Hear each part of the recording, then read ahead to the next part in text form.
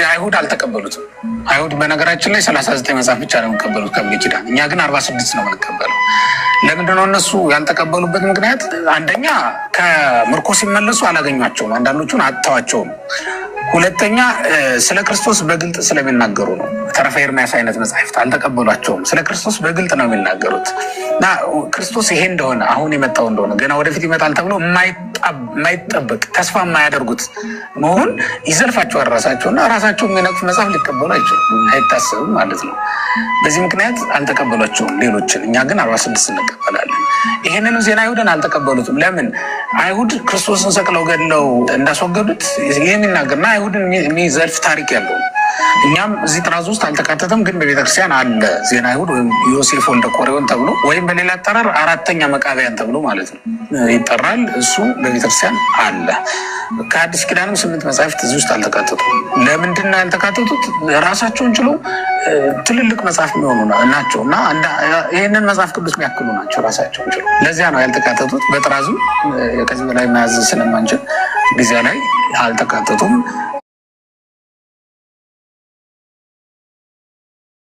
በዚያውም ላይ ደግሞ መጽሐፍ ቅዱስ ሲጠረዝ የኛ ብቻ አይደለም የተጠረዙ። በነገራችን ላይ ምዕመናን ሊያውቁት የሚገባው ትልቁ ነገር መጽሐፍ ቅዱስ በዚህ ሁኔታ አይደለም የመጣው። እኛ ዘመን ላይ ሲደርስ እንዲጠረዝ ነው እንጂ በሐዋርያት ዘመን እኮ እንደዚህ አልነበረም። የማቴዎስ ወንጌል ለብቻው ነው፣ የዮሐንስ ለብቻው ነው። በእኛም ዘመን ራሱ እኮ አሁን በየገዳማቱ ብትሄዱ ለየብቻ ነው ተጽፎ የምታገኟቸው። ወንጌሉ ለብቻ ተጽፎ ታገኛላችሁ። መልእክታቱ አንድ ያለ መጽሐፍ እንደዛ መሆኑ እናገኛለን። በተለያየ ጥራዝ እናገኘው እንችላለን እና መጽሐፍ ቅዱስ እንዲህ የመሆን ግዴታ የለበትም፣ አይገደድም። እንዲህ መሆኑ ሁሉም አብያተ ክርስቲያናት ተስማምተውበት የተቀበሉት መሆኑን ለመግለጽና ለአያያዝ ምቹ እንዲሆን ነው እንጂ ለየብቻም ሊሆን ይችላል። አንድ ላይ መጠረዝ ግዴታ የለበትም። ምክንያቱም አንድ ላይ አልጻፉትም፣ አንድ ዘመንም አልተጻፈም። እንኳን አንድ ዘመን በአንድ ቋንቋ አልተጻፈም። ይሄ መጽሐፍ ለአንድ አይነት ማህበረሰብም አይደለም የተጻፈ፣ ለብዙ አይነት ማህበረሰብ የተጻፈ መጽሐፍ ነው። ስለዚህ አንድ ላይ ሊጠረዝ የሚል መጽሐፍ አይደለም እና እዚህ ላይ 81 መጽሐፍ ስለሌለ ሊሰናከሉ አይገባም። ምዕመናን ሲጀመርም ጥንቱን እንደሆነ አይደለም ይመጣልን ለማለት ነው። የጳውሎስ መልእክታት እኮ ለየብቻ ነው የተሰበሰቡት። በኋላ ነው እኮ አብያተ ክርስቲያናት እንዲህ ህትመቱም ዘመን ሲደርስ አንድ ላይ መያዝ የሚቻልበት ዘመን ረቀቅ ሲል አንድ ላይ መያዝ የሚቻልበት ዘመን ሲመጣ አንድ ላይ ጠርዘ ለምን አንይዘውም ተብሎ አንድ ላይ ተያዘ ማለት ነው። ሰው እኮ የጆሮ ጌጡንም የጣት ቀለበቱንም አንድ ላይ አድርጎ በቦርሳ ሊይዘው ይችላል። ግን ደግሞ ሲያደርግ ሊያጌጥ በፈለገ ጊዜ ምን ያደርጋል? ለየብቻ የጆሮውን እዚህ ያደርጋል፣ የእጁን ደግሞ እዚህ ያደርጋል፣ የአንገቱን በአንገት ያደርጋል ማለት ነው። እና ነው ባልን ጊዜም የማቴዎስን ወንጌል ለብቻ የዮሐንስን ወንጌል ለብቻ ልናምን እንችላል። አንድ ላይ እንያዘው ስንል ግን አንድ ላይ ልንይዘው ልንገዛው እንድንችል ሆኖ መቅረብ ነው። 4 ደቂቃ ሊቀ ሊቃውንት መምህር ስምዐኮነ ተናግረዋል። የዶክተር ዘበነ ለማ ደግሞ 1 ደቂቃ ያለችዋን እሱን ስሙት እንደሚል በዚህ መጽሐፍት ላይ። ከዛ ወደ እኔ ደቂቃ ሄዳለሁ። ስሙት። ሰብኮ ነበረ በሐዋርያት ሥራ ምዕራፍ 8 ላይ የተጻፈው። ስለዚህ ክርስትናው ራሱ እኮ ገና ሌላው ላይ ሳይሆን በኢትዮጵያ ውስጥ ነው። ስለ መጽሐፍ ያነሳችሁትም ያስደሰተኛል። ስለ መጽሐፍ ሄኖክ የገለጥከው ላይ ስለ 7ቱ መላእክትም የተገለጸ መጽሐፍ ሄኖክ። አሁን በዚህ ጉዳይ ላይ አንዳንድ ሰዎች በጣም ትልቅ ስተት ስትሳሳቱ ያየዋችሁ ሰዎች አላችሁ። በተለይ ቆብ እያደረጋችሁ የምትናገሩና አንዳንድ ሰዎች ልክ እንደ ትልቅ ነገር አድርጋችሁ ተገርማችሁ 80ዱ መጽሐፍ ይሄ ይላል፣ በ1979 የተጻፈው ይሄ ይላል፣ በዚህ የተጻፈው አንድ ነገር ወቁ። 80ዱ መጽሐፍ ታትሞ አያውቅም። ስለዚህ የማታውቁት ነገር ውስጥ ስትናገሩ የሚያውቅ ሰው ያፍርባችኋል። ስለዚህ በምትናገሩት ሁሉ አውቆ መናገር ያስፈልጋል። መጽሐፍ ሄኖክ በ1722 ጀምስ ብሩስ ከኢትዮጵያ 2 ኮፒ ገልብጦት የወጣው ዓለም አያውቀውም። በ1940 ዶክተር ዘበነ ለማ ደግሞ ባጭሩ መናገር የፈለጉት 80ዱ መጽሐፍ ቅዱስ ታትሞ አያውቅም ያሉት። 5 ደቂቃውን አድርጉልኝ፣ ታማኝ ሆነን እንቀጥል ማለት ነው። አሁን ቪዲዮ ነው የተሰማው። እስካሁን የሌላ 5 ደቂቃ ወይ ቢኒ ጋር አስቀምጡት፣ ቢኒ ላይ አስቀምጡልኝ አየዋለሁ። እኔ ላይ ማስቀመጥ ካልቻላችሁ ዳጊ ወይ እህትየው ቴንክ ዩ። ያ ልብ በሉ። በኢትዮጵያ ኦርቶዶክስ ተዋሕዶ ቤተክርስቲያን እዚህ ማሳየችውን እዩ።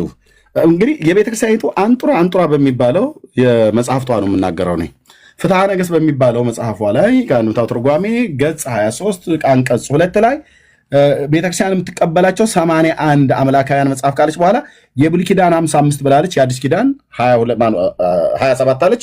በድምሩ 52 55 ሲደመር 27 82 ማለት ነው። ዜና አይሁድን ትተን ማለት ነው። እሳቸውም ዜና አይሁድ አልተጨመረም ብለዋል። እሱ ሲጨመር 83 ነው የሚሆነው ማለት ነው።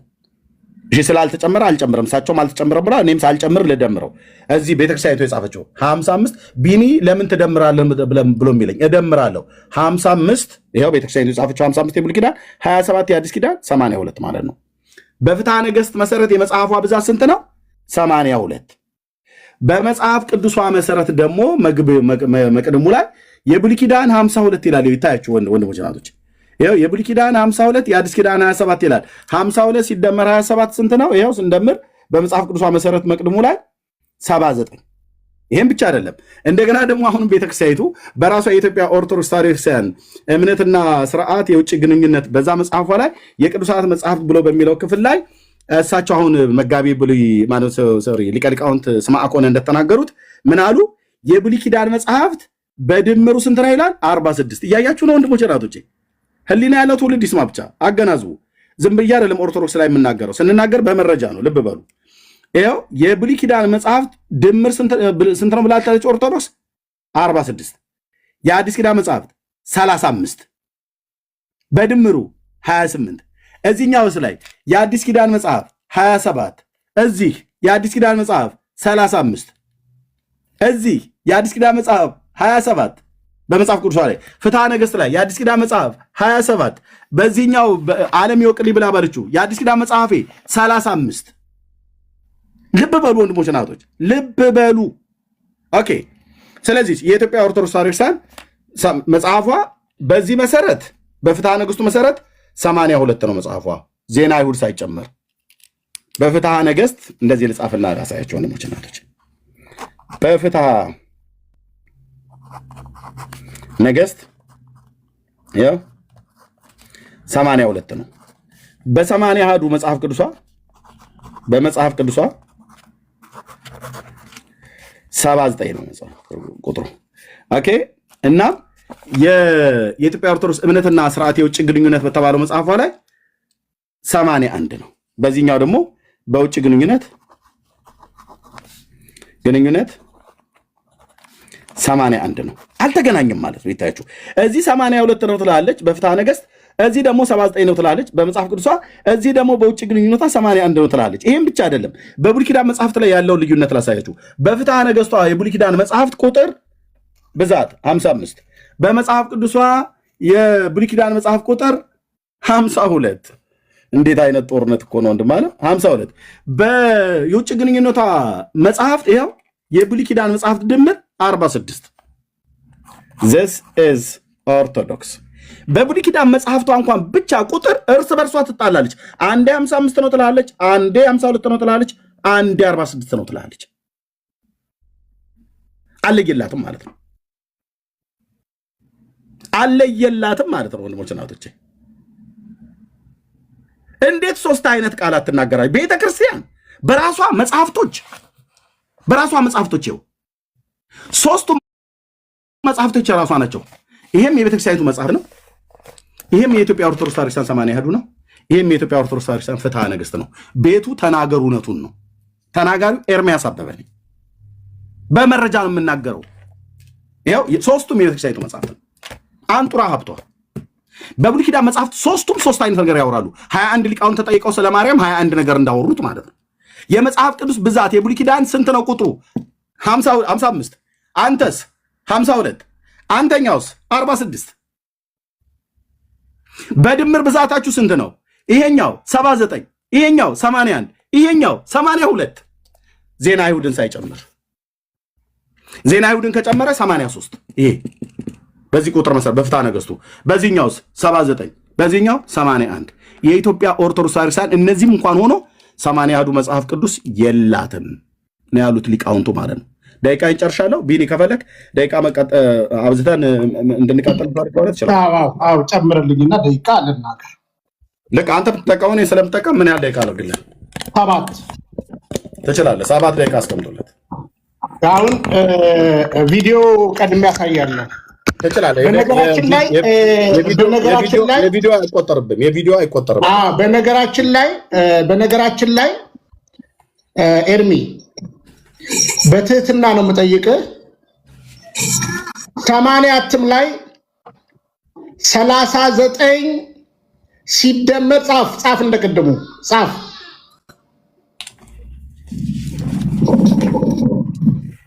እሺ 39 የብሉይ ኪዳኑን ማለት ነው ሲደመር 15 የ80 እትምን ነው የምነግርህ።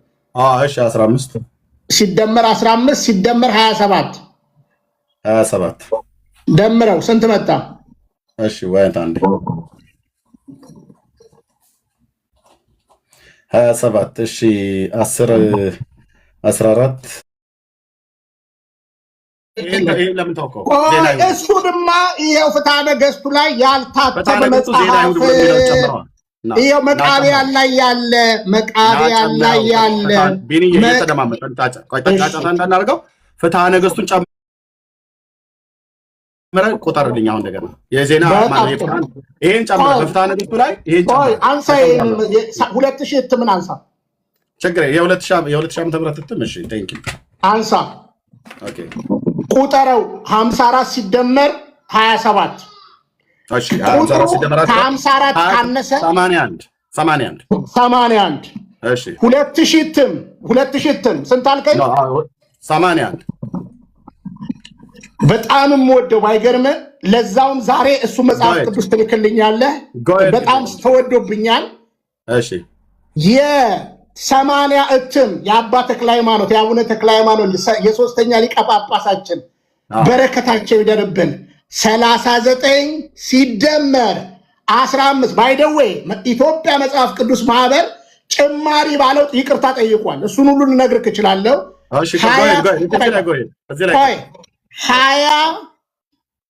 39 ሲደመር መሃል ላይ ያለው 15 ጭማሪ ቁጠረው ከፈለግ ሲደመር 27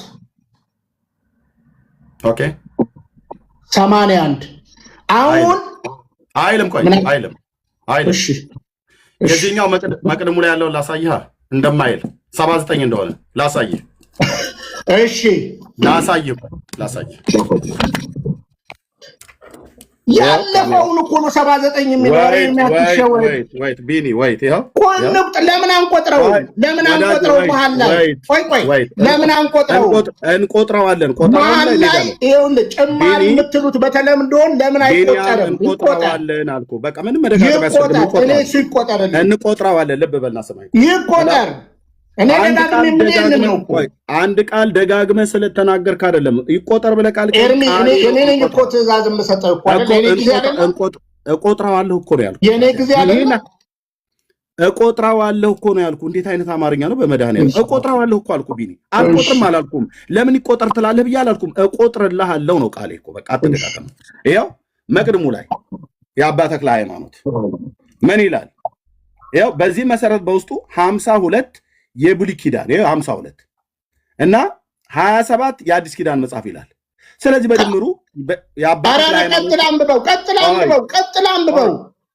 አነብልሃለሁ። ፕሊስ አንድ ቃል ደጋግመህ አታውራ። ፕሊስ አነብልሃለሁ። አንብበው ብቻ አንድ የድሮ የሚያወራው እሱ እኮ ኤርሚ ወዳጄ ልክ ነው። የድሮ የሚያወራ ታዲያ ኦርቶዶክስ የድሮ ይሄኛውን አይደለም የሚያወራው፣ የአባ ተክለ ሃይማኖትን አይደለም የሚያወራው።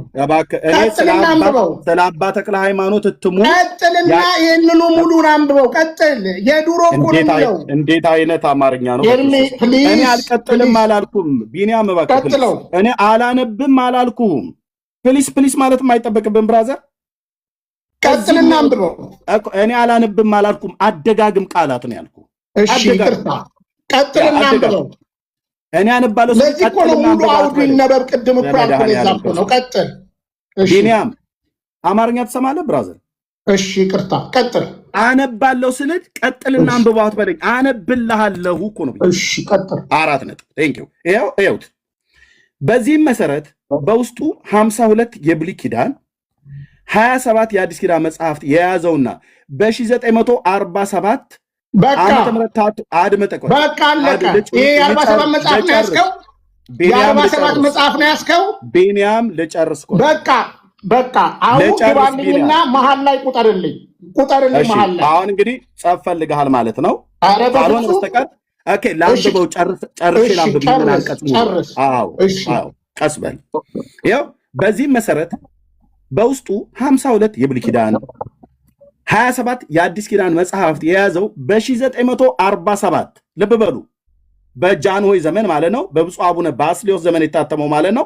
47 ዓመተ ምህረት ታትሞ የነበረው ትልቁ የአማርኛ መጽሐፍ ቅዱስ ከላይ በተጠቀሰው ጊዜ የታተመው ተሰራጭቶ በማለቁ እንደገና አሳትሞ ማቅረብ አስፈላጊ መሆኑን ስለተገነዘብን በውስጡ ከቤተ ክርስቲያናችን የሃይማኖት አባባል ውጪ የሆኑትን ከግዕዙ ጋር የማይስማሙትን ቃላቶችና አረፍተ ነገሮች ቅዱስ ሲኖዶስ ከተመለከታቸውና ካስተካከላቸው በኋላ እንደገና እንዲታተም አደረግን ያለ ቁጥሩ ሳይለቅ ነው እንደገና የታተመው። የ47ቱን እንደገና ነው የደገሙት። የ47ቱ ቁጥር ስንት ነው? ልብ በሉ 79 ነው። 52 ሲደመር 27 ማን ነው እንደዚህ ያስቀመጠል? ኤርሚያስ። ይኸው ቤተክርስቲያኒቱ ብሉይ ኪዳን 52 አዲስ ኪዳን 27 ብላ ስንደምረው 979 ኦኬ። በ1947 የታተመው በባስልዮስ በብፁዕ አቡነ ባስልዮስ ዘመን የታተመውና በብፁዕ አቡነ ተክለ ሃይማኖት ዘመን የታተመው ይሄኛው ስትቆጥረው 79 እንጂ 81 አይደለም። እሺ ቁጠርልኝ፣ መሀል ግባና አሁን ሙሉ ልቁጠርልህ አይደል? ቴንክ ዩ። አዎ ግባና መሀል ላይ 39 እንደተጠበቀ ነው ቁጠር። ይሄ 39 እንደተጠበቀ ነው። 27 እንስማማበታለን አይደል? ቆይ ቢኒ 39 እና 27 እንስማማበታለን። አዎ ቁጠር። ኦኬ 39 27 አሁን የምንቆጥራቸው የመካከለኛው ነው። የመካከለኛው አይደል? ቴንክ ዩ ጋይድ እዩ እዝራ ሱቱኤል 1 ካልዕ 2 ጦቢት 3 ዮዲት 4 አስቴር 5 መቃቢያን አንደኛው 6 መቃቢያን ሁለተኛ 7 መቃቢያን ሶስተኛው 8 ሲራክ 9 ምናሴ 10 ተርፈ ኤርምያስ 11 3 እና 12 ባሮክ 13 ጥበብ 14 ሰለስቱ ደቂቅ 15 ዳንኤል 16 ኩፋሌ 17 ሄኖክ 18 አሁን ደምርልሃለሁ በካልኩሌተር ይሄንን ማለት ነው። አምጣው እንግዲህ 79 ሰምታችኋል። 79 ይላል ብሏል። 79 ይላል ብሏል። አሁን ጠጋ አድርግልኝ እኮ ቆይ ቢኒ ልደምረው። ኧረ ቢኒ አንድ ቃል ደጋግማ አትናገር በመድኃኒዓለም እንዴ! በጣም እኔ አላስጠጋም አላልኩም። ልደምረውና አስጠጋልሃለሁ ነው ያልኩህ። ቃላት ግን አትደጋግመው ፕሊስ፣ ሰውም ይሰለችብናል። ኦኬ ይህንን አሁን ቁጠረው ብሎ ስላለኝ በ39ኙ የብሉይ ኪዳን 27ቱ የአዲስ ኪዳን 18ቱ የመካከሉ ደግሞ ሲቆጠር ቆጥረነዋል። እንደምረውና ከዛ ለቢኒ ሰጠ 18ቱን ጻፍልን፣ እያንዳንዱን አሳየኝ። እኔ ጋር እኮ ስለሌለ እኮ ነው። ይሄው አላሳያለሁ ቢኒ አላሳያለሁ። ልደምረውና ፕሊስ። ኦኬ 39 ሲደመር 18 ሲደመር 27 የአዲስ ኪዳን መጽሐፍት ማለት ነው። በቆጠር መሰረት በድምር ስንት ሆነ? 84።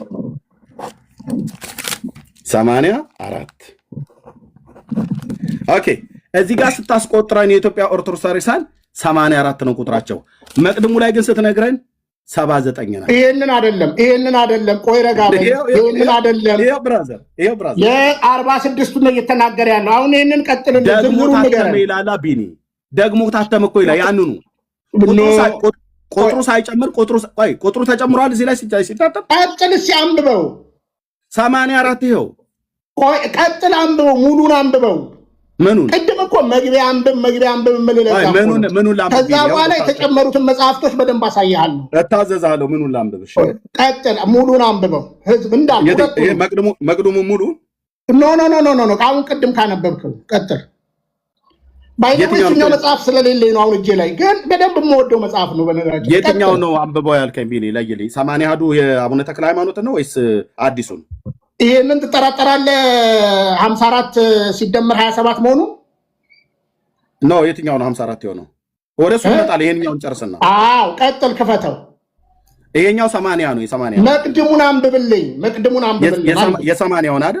አዎ ጠጋ አድርጋ አንብብልኝ። ቴንክ ዩ ያ ጋይድ ከላይ ጀምሮ ሙሉ ላንብበው አይደል ቢኒ? አዎ አንብበው። ኦኬ መቅደም ያው ልብ በሉ። ኦኬ መነጽር ማድረግ ጠበቅብኛል ላይት ስላበራ። እሺ በዚህ አጋጣሚ እዚህ ላይ ያላችሁ በዋትስአፕ በቴሌግራም ላኩልኝ፣ ስክሪንሾት አድርጋችሁ ቃል በቃል ችግር የለውም። እነማ መጽሐፍ እንደተጨመሩ እነማን እንዴት እንደሚታዩ እናሳየዋለን። ምን ደወሪ እዚህ ላይ በቴሌግራም ቶሎ ብላችሁ ላኩልኝ። እሱኛው ስለሌለኝ መምህር ሚካኤል ለዚሁ ሊያደረስከኝ ቢኖር ቤንያው ላንብበው መቅድሙ ማለት ነው። የ1980 የአቡነ ተክለ ሃይማኖትን እትም መቅድሙን አንብበው ያልከኝ ሙሉ ላንብበው። እሺ እንዲህ ይላል። ይኸው ተከታተለኝ። ቤተክርስቲያናችን ከጥንት ጀምራ እንደየጊዜው ሁኔታ እንደ ህዝቡ አኗኗር ሁሉም በመንፈሳዊውም በስጋዊም ትምህርት እውቀትን እንዲያድግ ህዝቡን ስታስተምር ስትረዳ ኖራለች። አሁንም መሰረታዊ ዓላማዋን ጠብቃ ይህንኑ መንፈሳዊ ማህበራዊ አገልግሎቷን ለጊዜው ትውልድ በሚበጅና በሚጠቅም ሁኔታ እያደራጀች መቀጠል ያለበት መሆኑን በመገንዘብ የማሳተሚያ ድርጅትን አቋቁማ ቅዱሳት መጽሐፍት እንደየአስፈላጊነታቸው በግዕዝና በአማርኛ እያሳተመች መንፈሳዊና ማህበራዊ ተልኳን በተሟላ ሁኔታ በመፈጸም ላይ ትገኛለች። እንዲሁም ቅዱስ ሲኖዶሳችን ቀደም ሲል ከግዕዙ ወደ አማርኛ ተተርጉሞና ታትመው የነበሩትን አሁን ለአገልግሎት ሲፈለጉ የማይገኙትን እንደገና እየታተሙ እንዲቀርቡ ከዚህ በፊትም ያልታተሙትን በየጊዜው ያለውን የሚቀጥለውን ትውልድ ለማገልገል በሚችሉበት ሁኔታ የአማርኛ ትርጉማቸውን ከዘራቸው ወይ በቅንፍ ከንባባቸው ሳይፋለስ በጥንቃቄ እየተዘጋጁ እንዲታተሙ በማድረግና በስነ ጽሁፍም በማስፋፋት ላይ ነው። በዚህም መሰረት በውስጡ ኤርሚ ያውኗን እንደገና ድገምልኝ። ከአምስተኛ አድገምልኝ፣ በጣም ወሳኝ ስለሆነ ቆይ ጭማሪውን እንዴት እንደሚጨምረው እንድታየው። ቀጥል። ከላይ አምስት ልታዘዝ ግን ቪዲዮውን ድጋሚ ከላይ አምስት መስመር ግባና እንደገና አንብብልኝ በደንብ። ጥሩ ነው። እችኛው አንቀጽ ላይ ያለችው አናል። እሺ ቀጥላው። አዎ ስሙ በደንብ ስሙ። እንዲሁም ቅዱስ ሲኖዶሳችን ቀደም ሲል ከግዕዝ ወደ አማርኛ ተተርጉመው ታትመው የነበሩትና አሁን በአገልግሎት ሲፈለጉ የማይገኙትን ይሄን ነው አይደል ቢኒ ያልከኝ? አዎ እሺ የማይገኙትን እንደገና እንዲታተሙ እንዲቀርቡ ከዚህ በፊት ያልታተሙትና በየጊዜው ያለውን የሚቀጥለውን ትውልድ ለማገልገል በሚችሉበት ሁኔታ የአማርኛ ትርጉማቸው ከዘራቸው ወይ ደግሞ በቅንፍ ከንባባቸው ሳይፋለስ በጥንቃቄ እንዲዘጋጁ እንዲታተሙ በማድረግ ስነ ጽሁፉን በማስፋፋት ላይ ነው ይላል። ቀጥል። እሺ በዚህም መሰረት በውስጡ 52 የብሉይ ኪዳን 27 የአዲስ ኪዳን መጽሐፍት የያዘው በ1947 ዓ.ም ታትሞ የነበረው ትልቁ የአማርኛ መጽሐፍ ቅዱስ ከላይ በተጠቀሰው ጊዜ ታትመው ተሰራይቶ በማለቁ እንደገና አሳትሞን ማቅረብ አስፈላጊ መሆኑን ስለተገነዘብን በውስጡ ከቤተ ክርስቲያናችን የሃይማኖት አባባል ውጭ የሆኑትን ከግዕዙ ጋር የማይስማሙትን ቃላትና አረፍተ ነገሮች ቅዱስ ሲኖዶሳችን ከተመለከታቸውና ካስተካከላቸው በኋላ እንደገና እንዲታተም አደረግን ይላል። ከግዕዝና ከአማርኛው ምንባብ ጋር የማይገናዘቡ እና ከምርመራ ያመለጡ ባዕዳን ቃላት ቢገኙ የመጽሐፍት ህትመት በአንድ ጊዜ ፍጹም ሊሆን ስለማይችል ከአንባቢያን የሚቀርብልንን ሰብስበን እንደገና በሚታተምበት ጊዜ በቅዱስ ሲኖዶስ ታትሞ ተስተካክሎ ሊታረም ይችላል። ከቤተ ክርስቲያናችን የሃይማኖት አነጋገር ከግዕዙ ጋር እንዲስማሙ የተደረጉት ቃላቶች እና አረፍተ ነገሮች አልፎ አልፎ ብሉይ ኪዳንን በተመለከተ ከዕብራይስጡ፣ ሐዲስ ኪዳንን በተመለከተ ከግሪኩ የተለየውን በዕብራይስጡና በግሪኩ እንዴት እንደሚል በህዳግ ወይ ደግሞ በፍኖት መልክ እንዲታይ ተደርጓል። የእግዚአብሔር ሰው ፍጹምና በበጎ ስራ ሁሉ የተዘጋጀ ይሆን ዘንድ የእግዚአብሔር መንፈስ ያለበት መጽሐፍት ሁሉ ለትምህርትና ለተግሳጽ ብላ ትላለች ማለት ነው ቤተክርስቲያን። ጨርሰው። ስለዚህ መቼ ቴንኪው የእግዚአብሔር ሰው ፍጹምና ለበጎ ስራ ሁሉ የተዘጋጀ ይሆን ዘንድ የእግዚአብሔር መንፈስ ያለበት መጽሐፍትን ሁሉ ለትምህርትና ለተግሳጽ ልብንም ለማቅናት በጽድቅ ላለው ምክር ደግሞ ይጠቅማል እንደሚለው ሁሉ ከመጽሐፍት የሚገኘውን ብርሃን ለሁሉም እንዲያበራ ማድረግ የቤተክርስቲያናችን ቀዳማዊ ተግባር ስለሆነ ይህ መጽሐፍ ቅዱስ በሲኖዶስ አባላት ተመርምሮና ሊስተካከል የሚገባው ተስተካክሎ በዘመነ ፕትርክነታችን በ11ኛው ዓመት ታተመ። ለማሳተቢያ ገንዘብ የረዱንን የመጽሐፍ ቅዱስን ማህበር በህትመቱ ስራ የረዱንን ያገለገሉን ሁሉ ከልብ እናመሰግናቸዋለን። አባ ተክለ ሃይማኖት ፓትርያርክ ርዕሰ ሊቃነ ጳጳሳት ዘኢትዮጵያ። አለቀ ማለት ነው። በጣም ጥሩ። አሁን በደንብ ስማ። እዛ ጋር በጣም ሁለት ያስነበብኩን ቃል በሚሞሪ ጨምር። አሁን ወደ ጭማሪዎቹ ላይ ግባ። ቀጥል። ማማ ናቸው? ቀጥል። እዛ እየተከታተልከኝ ነው? እሺ ጭማሪዎቹ እዝራ ሱቱኤል፣ እዝራ ካልዕ፣ ጦቢት፣ ዮዲት፣ አስቴር፣ መቃቢያን አንደኛ፣ መቃቢያን ሁለተኛ መቃቢያን 3ኛ፣ ሲራክ፣ ምናሴ፣ ተረፈ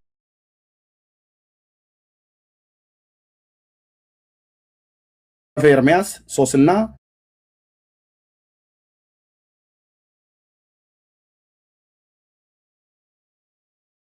ባሮክ፣ ጥበብ፣ ሰለስቱ ደቂቅ፣ ዳንኤል፣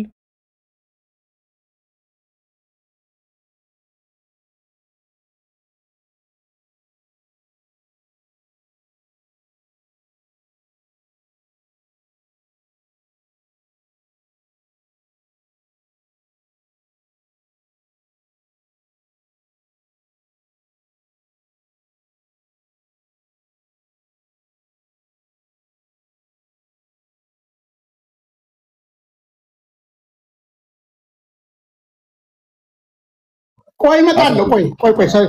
ቆይ አንዴ የመጨረሻ ድገምልኝ። 3ና ሰለስቱ ደቂቅ። እሺ ሰለስቱ ደቂቅ፣ ዳንኤል፣ ኩፋሌና ሄኖክ። አንዴ ድገምልኝ። በዚህኛው ጋር ያለውን በሁሉም ነው ወይስ ሁሉንም? ወይስ ድገመው። ሁሉንም ልብ በሉ፣ ቁጠሩት። እኔ ስናገር ቁጠሩት። 79 አይደለም ኤርሚ፣ እርግጠኝነት 79 አይደለም። ቀጥል። ይሄው ቆይ ቢኒ፣ ይሄው ካሜራ ከፍቼ ነው ማስነበር።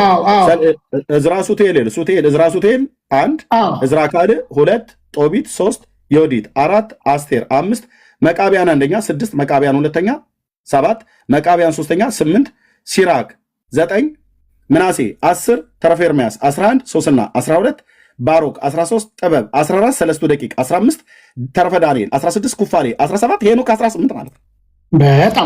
በጣም ጥሩ። አሁን በደንብ ስማ። 18 የአዲስ ኪዳን 27 የብሉይ ኪዳን 39 በድምሩ 84 ማለት ነው። በጣም ችግር 79 ግን አይደለም። 79 አይደለም። ይሄ 84 ነው። ይሄ 84 ነው። በዚህኛው አቆጣጠር 84። የተጨመሩት ማማ ናቸው። እኔ አላውቅም። የተጨመሩትን ባላየሁበት። 3ና ሰለስቱ ደቂቅ እና ምናሴ የተጨመሩት ቀጥለኛው ላይ አንዴ ስልክ መጣብኝ። አንዴ እሺ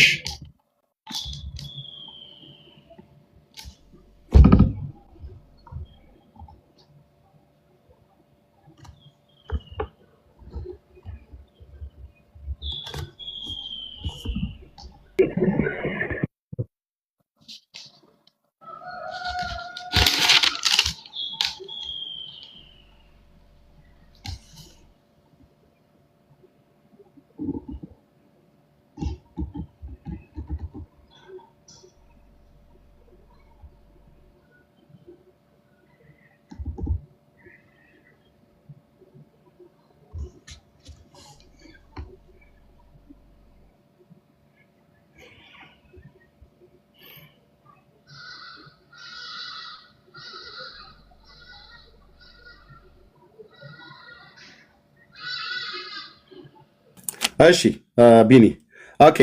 ይሄ ስንቆጥር 18 ነው። አንተ 15 ነበር ያልከኝ። ስንቆጥር 18 ነው። 18 እሺ። የአዲስ ኪዳኑ 27 ነው። የብሉይ ኪዳኑ 39 ነው። ሲደመሩ 84 ነው። ስንቆጥረው እዚህ ጋር 84 ነው።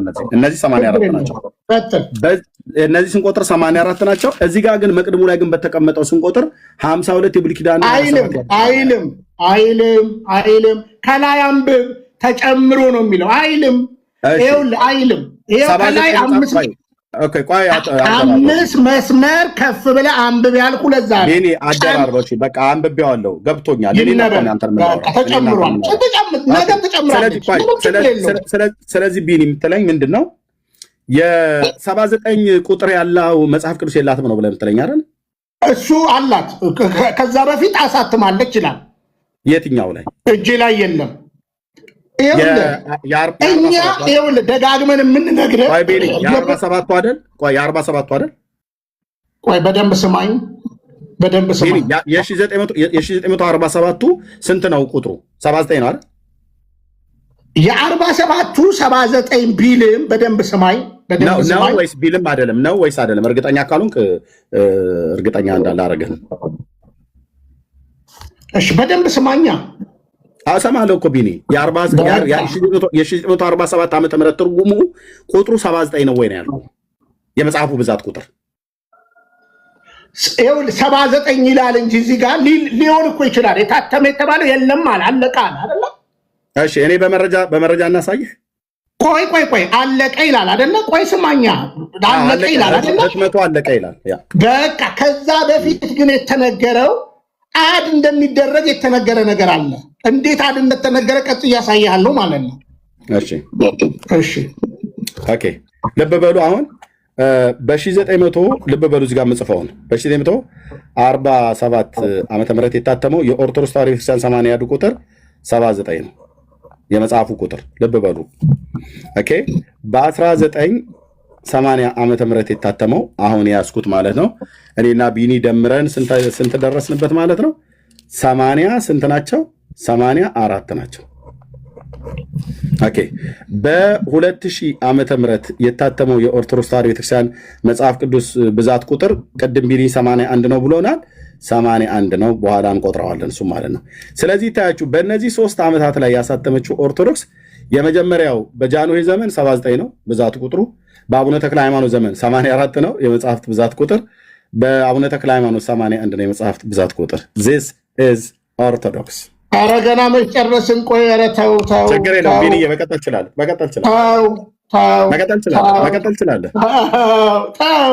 አሁን በደንብ ስማኝ። አሁን በደንብ ስማኝ። 2000 እትሙን አውጣልኝ አንዴ፣ ከዛ መለስበታለሁ። እሺ በደንብ ስሙ። አሁን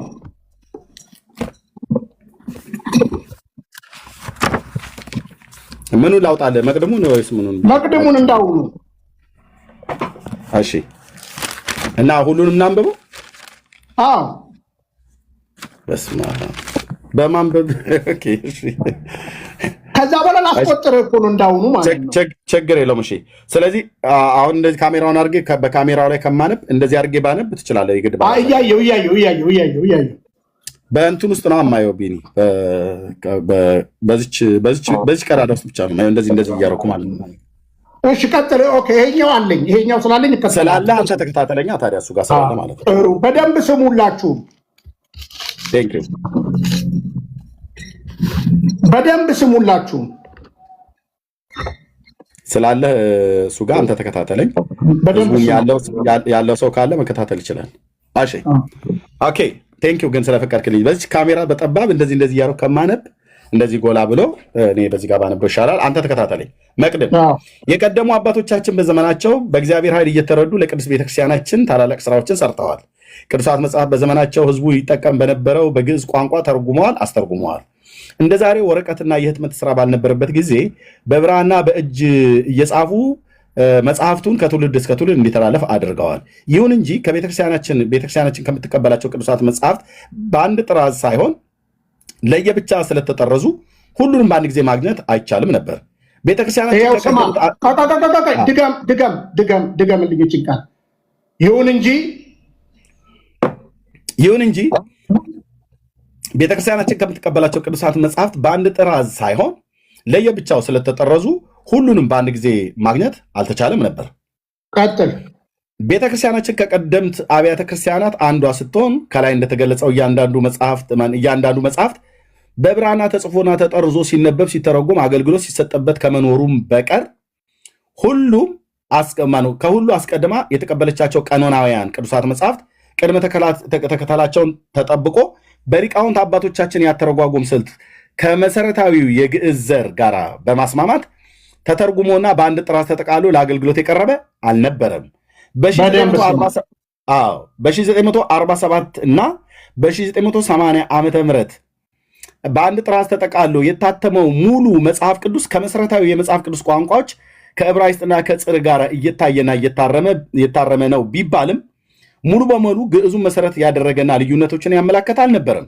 በዚህም ምክንያት በውስጡ በሚገኙ አንዳንድ አባባሎች በቤተክርስቲያናችን የአተረጓጎም ስልት የቀረበ አይደለም የሚል አስተያየት በብዙዎች ዘንድ እንደነበረ የሚታወቅ ነው። እነሆ እንደ እግዚአብሔር ፍቃድ ለኢትዮጵያ ቤተክርስቲያን ፓትርያርክ ሆነን ከተመረጥንና ስራውን ከጀመርን በኋላ ቅድሚያ የሰጠኑ የቅዱሳት መጽሐፍ ዝግጅት ነው። ምክንያቱም ከላይ እንደተገለጠው ቤተክርስቲያናችን በራሷ ልጆችና በራሷ ቋንቋና የአተረጓጎም ስልት ግዕዙን መሰረት ያደረገ በአንድ ጥራዝ የተጠቃለለ የራሷ የሆነ ቅዱስ መጽሐፍ እንዲኖራት ከፍተኛ ምኞቶቻችንና ጸሎቶቻችን ስለሆነ ነው።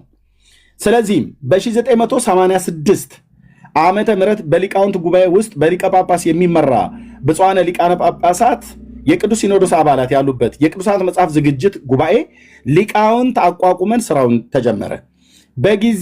በየጊዜው ስራውን በቅርቡ እየተከታተልን ከጉባኤው የሚቀርብልንን ሐሳብ መሰረት ከጉባኤ በሚቀርብልን ሐሳብ መሰረት ለስራው የሚያስፈልገን ሁሉ በማድረግና ጉባኤውን በማጠናከር የግዕዙን ዘር መሰረት አድርጎ ከመሰረታዊ መጽሐፍ ቅዱስ ቋንቋዎች ከዕብራይስጥና ከጽርዕ ጋር እየታየ እንዲሰራና ልዩነት ሲገኝ በግርጌ ማስታወሻ እንዲታይ መመሪያ ሰጠን። ስራውን በዚህ ሁኔታ ቀጥሎ በ1992 ዓ.ም መጽሐፍቱ ለህትመት በሚበቃ ሁኔታ ተዘጋጅቶ እንዲቀርብ በተጨማሪ በሰጠኑ መመሪያ መሰረት ከላይ እንደገለጥነው የዕብራይስጡና የጽርዕ ቋንቋ አዋቂ አማካሪ እንዲሆን አድርገን በግዕዙ ዘር መሰረትነት እንዲሰራ አዘዝን። ስራው በተደጋጋሚ ሲታይና ሲሰራ ቆይቶ በህዳር ወር በ1999 ዓ.ም ተጠናቆ ቀረበልን። ይህም ዝግጅት በአዘጋጁ ጉባኤ ሊቃውንት መግለጫ ተደግፎ ለቅዱስ ሲኖዶስ እንዲቀርብልን አደረግን። ቅዱስ ሲኖዶስም የቀረበለትን መግለጫ ካዳመጠና የመጽሐፍቱን ይዘትና ያዘገጃጀቱን ሂደት ከተረዳ በኋላ ለህትመት እንዲተላለፍ ወሰነ። በዚህም መሰረት መጽሐፉ እንዲታተም ፈቀድን። ምናልባት ከግዕዙና ከአማርኛው ምንባብ ጋር ያመለጡ ቃላት ቢገኙ የመጽሐፍት ህትመት በአንድ ጊዜ ፍጹም ሊሆን ስለማይችል ከአንባቢያን የሚቀርብልንን አሰባስበን በሚቀጥለው ህትመት እንዲታተም ይደረጋል። ስለዚህም በእግዚአብሔር መንፈስ የተጻፈ መጽሐፍት ሁሉ ለፍጹም ትምህርትና ለተግሳጽ ልብንም ለማቅናት በጽድቅ ላለው ጥበብ ይጠቅማል። የእግዚአብሔር ሰው ፍጹምና ለበጎ ስራ የተዘጋጀ ይሆን ዘንድ ሁለተኛ ጢሞቴዎስ መልእክት መጽሐፍ ምዕራፍ 3 ቁጥር 16-17 ማለት ነው። እንደተባለው የእግዚአብሔር ቃል የሆነው ቅዱስ መጽሐፍ ሁሉ እንዲያነበውና እንዲማርበት ለበጎ ስራ እንዲዘጋጅበት እምነቱንም እንዲያጸናበት በዘመነ ፕትርክናችን በ15ኛው ዓመት ታተመ። በዚህ ስራ የረዱንን ያገለገሉን ሁሉ ከልብ እናመሰግናቸዋለን። በተለይም ለኢትዮጵያ መጽሐፍ ቅዱስ ማህበርና ለተባበሩት የመጽሐፍ ቅዱስ ማህበራት ለዝግጅቱ ስራ ስላደረጉልን ትብብር የማሳተሚያውን ወጪ በመሸፈን ስላበረከቱት ከፍተኛ አስተዋጽኦ ልባዊ ምስጋናችንን እናቀርብላቸዋለን። እንዲሁም በትጋትና በቅንነት አዘጋጅተው ያቀረቡልን የአዘጋጅ ጉባኤውን አባላት ከልብ እናመሰግናቸዋለን። ለእግዚአብሔር ክብርና ምስጋና ይሁን። አባ ጳውሎስ ርዕሰ ሊቃነ ጳጳሳት ዘኢትዮጵያ ሊቀ ጳጳስ ዘአክሱም ወዕጨጌ ዘመንበረ ተክለ ሃይማኖት የዓለም አብያተ ክርስቲያናት ምክር ቤት ፕሬዚዳንት 2000 ዓመተ ምህረት። እሺ አንድ ነገር ለሶስተኛ ጊዜ ሰልስልኝና ጨርሳለሁ። ይሁን እንጂ እንግባልኝ። የቱ ጋር ይሁን እንጂ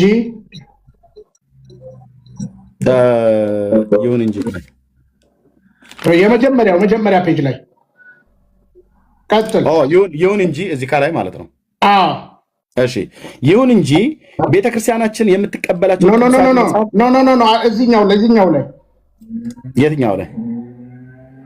እሺ ይሁን እንጂ ቤተክርስቲያናችን ይሁን እንጂ ቤተክርስቲያናችን የምትቀበላቸው ቅዱሳት መጽሐፍት በአንድ ጥራት ሳይሆን ለየብቻ ስለተጠረዙ ሁሉንም በአንድ ጊዜ ማግኘት አልተቻለም ነበር ይላል። ይሄን የፈለከው? በቃ ያዝልን። አሁን ቀጥል፣ ወደ ቆጠራ ገባ። የትኛው? ይሄኛው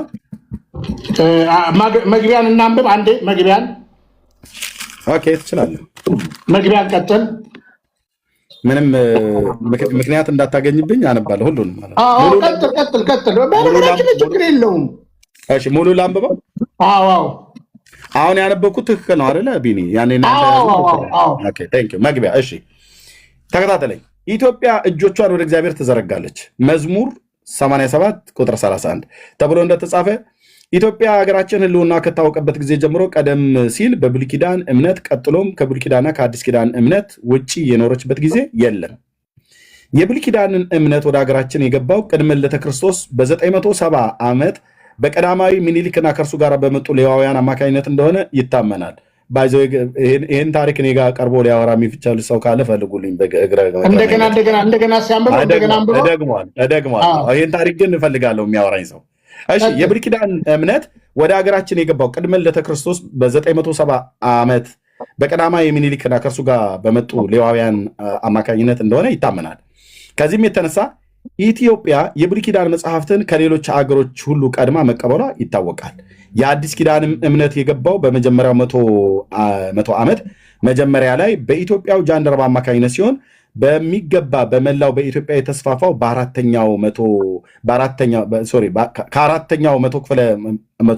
ከአራተኛው መቶ ዓመት ጀምሮ መሆኑን እሙን ነው ይላል። ያው የፍሬምናጦስን ማለት ነው።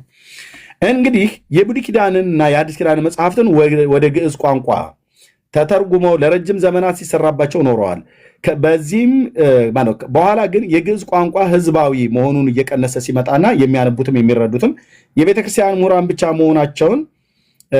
መሆናቸውን በ17ኛው ምዕተ ዓመት ጀምሮ ሊቃውንት ቅዱሳን መጽሐፍትን በአንድምታ ትርጓሜ እየተረጎሙ ህዝቡን ማስተማር ጀመሩ። ቀጥሎም በ19ኛው መቶ ክፍለ ዘመን መጀመሪያ ላይ የኢትዮጵያ ኦርቶዶክስ ተዋሕዶ ቤተክርስቲያን መነኩሴ ካህን በነበሩት በአባ አብርሃም ወደ አማርኛ የተተረጎመው እንደገና በ1921 ዓመተ ምህረት ጀምሮ የኢትዮጵያ ኦርቶዶክስ ተዋሕዶ ቤተክርስቲያን ሊቃውንት 46ቱን የብሉይ ኪዳንን መጽሐፍትና 27ቱን የአዲስ ኪዳን መጽሐፍት ልብ በሉ 46 እና 27 ደምሩልኝ እዚህ ጋር ኦኬ መጽሐፍት በግዕዝና በአማርኛ ጎን ለጎን አድርገው ኦኬ አንዴ ወይት 46 27 እኔ እኮ ቅድም ነግሬያለሁ ቆይ ቢኒ ኦኬ እየሄድኩ ነው 46 27 እዚህ ላይ ማለት ነው ኦኬ መጽሐፍ የግዕዝና በአማርኛ ጎን ለጎን ካዘጋጁ በኋላ ለህትመት ቀርቦ ሳለ በጠላት ወረራ ምክንያት በኢትዮጵያ መታተሙ ተቋርጦ ቀዳማዊ ኃይለ ሥላሴ በለንደን ሳሉ የእጅ ጽሑፍ አስወስደው በፎቶ እፌሶት እንዲበዛ አድርገዋል። ይህም መጽሐፍ ዛሬ በገዳማትና በአድባራት በተላላቅ አብያተ ክርስቲያናት በአብያተ መጽሐፍት እንዲሁም በምሁራኑ ግለሰቦች እጅ ይገኛል ይላል። እኔም እጅ አለ ይህ መጽሐፍ። እንደዚሁም በ1832 ዓመተ ምህረት ለመጀመሪያ ጊዜ የታተመው መጽሐፍ ቅዱስ አማርኛው ተሻሽሎና የኢትዮጵያ ቤተክርስቲያን የኢትዮጵያ ቤተክርስቲያን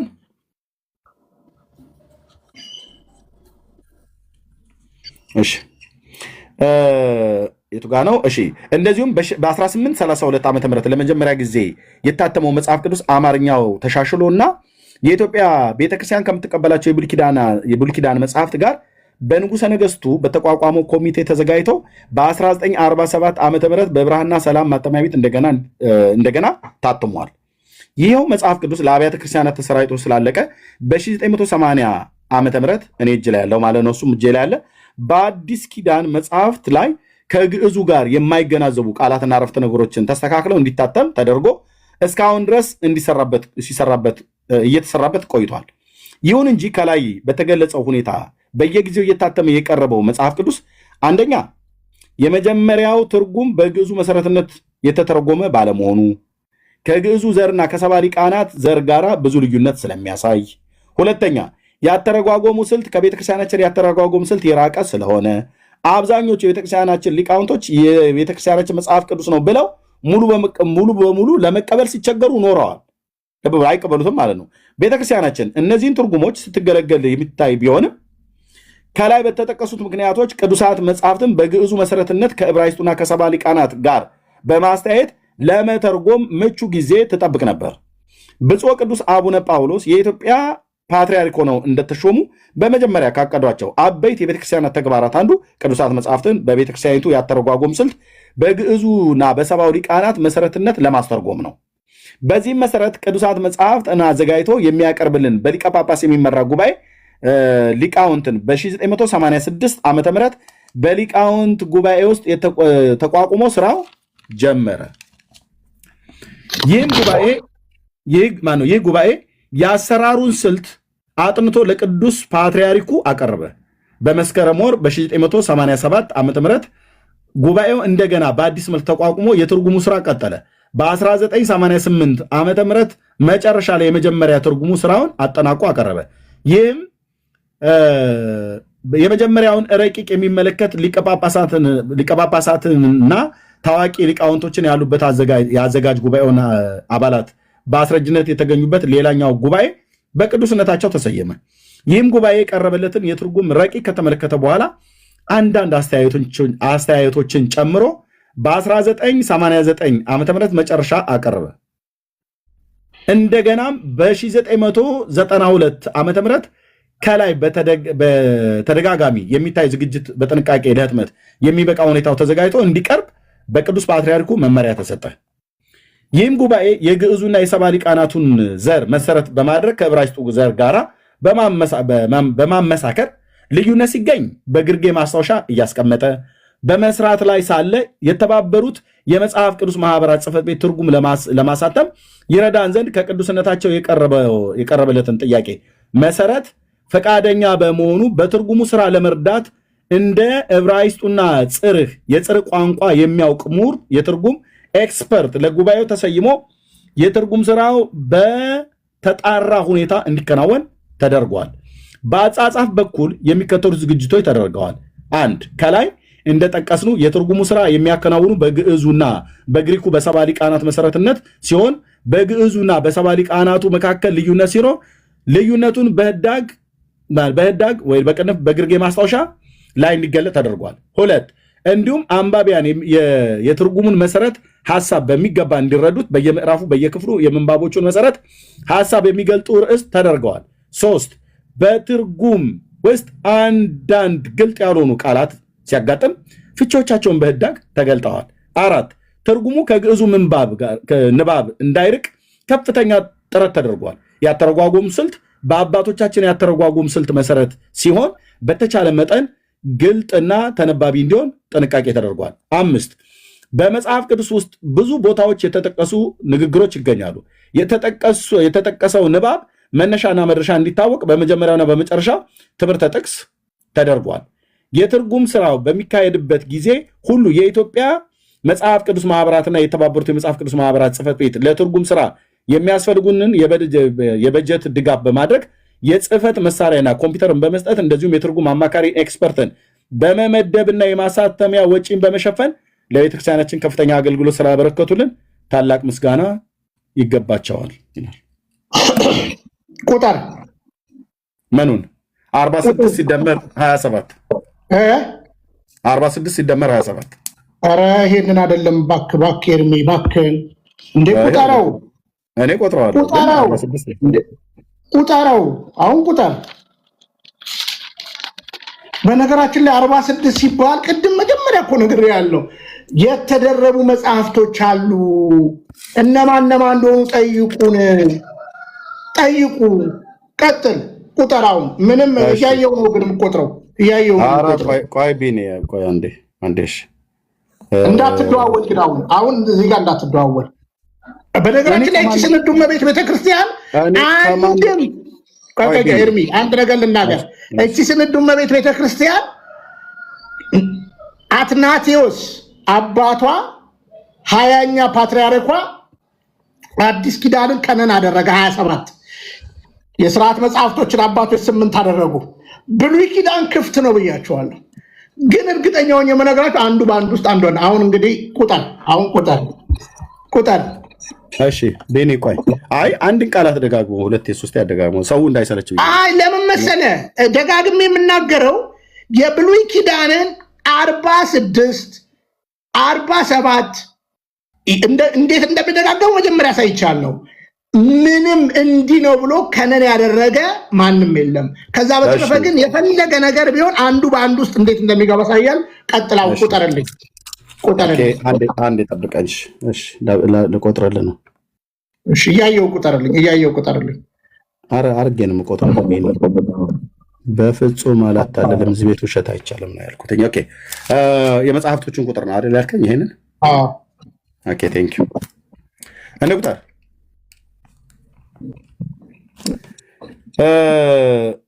ያው ዘፍጥረት 1 ዘጸአት 2 ዘሌዋውያን 3 ዘኍልቍ 4 30 አብረው ስለተቀላቀሉ አብረንም ቆጥረው 39 ብለን ልንል አንችልም። ቀጥል። ትክክል ነው። በየቦታቸው ተሰቃቁ። ድሮ ጭማሪ ተብሎ ነበር። ይቅርታ ጠይቆ የኢትዮጵያ መጽሐፍ ቅዱስ አሰካካቸው። እነዚህ 3 መጽሐፍን ደግሞ ወደ አንድ ቦታ መጣቸው። ቀጥል። ከዚህ በኋላ ግን እንደዚህ አላረግልህም። ራስን እየቆጠርክ የምታስረዳኝ እኔ እንደውም ቀጥል። አንዴ ቁጠርልኝ። አንተ ቁጭ ብለህ እንደ ንጉስ አንተ ላይ ስክሪኑ ላይ እኮ ስላለ ችግር የለም። እኔ ልምዱ ስለሌለኝ እኮ ነው። ዘፍጥረት 1 ዘጸአት 2 ዘሌዋውያን 3 ዘኍልቍ 4 ዘዳግም 5 ኢያሱ 6 መሳፍንት 7 ሩት 8 መጀመሪያ ቀዳማዊ ሳሙኤል 9 ሁለተኛ ሳሙኤል 10 ነገስት 11 ቀዳማዊ ማለት ነው። ሁለተኛው 12 አንደኛ ዜና 13 ሁለተኛ ዜና 14 ኩፋሌ 15 ሄኖክ 16 እዝራ 17 ነህሚያ 18 ሱቱኤል እዝራ ሱቱኤል 18 19 እዝራ ካል 20 ጦቢት 21 ዮዲት 22 አስቴር 23 ቀዳማዊ 24 ካል 25 ሳልስ 26 ኢዮብ 27 ዳዊት 28 ምሳሌ 29 ተግሳጽ 30 ጥበብ 31 መክብብ 32 መኃሌ 33 ሲራክ 34 ኤርምያስ 35 ኢሳያስ 35 ኤርምያስ 36 ባሮክ 37 ሰቆቃ ኤርምያስ 38 ተረፈ ኤርምያስ 39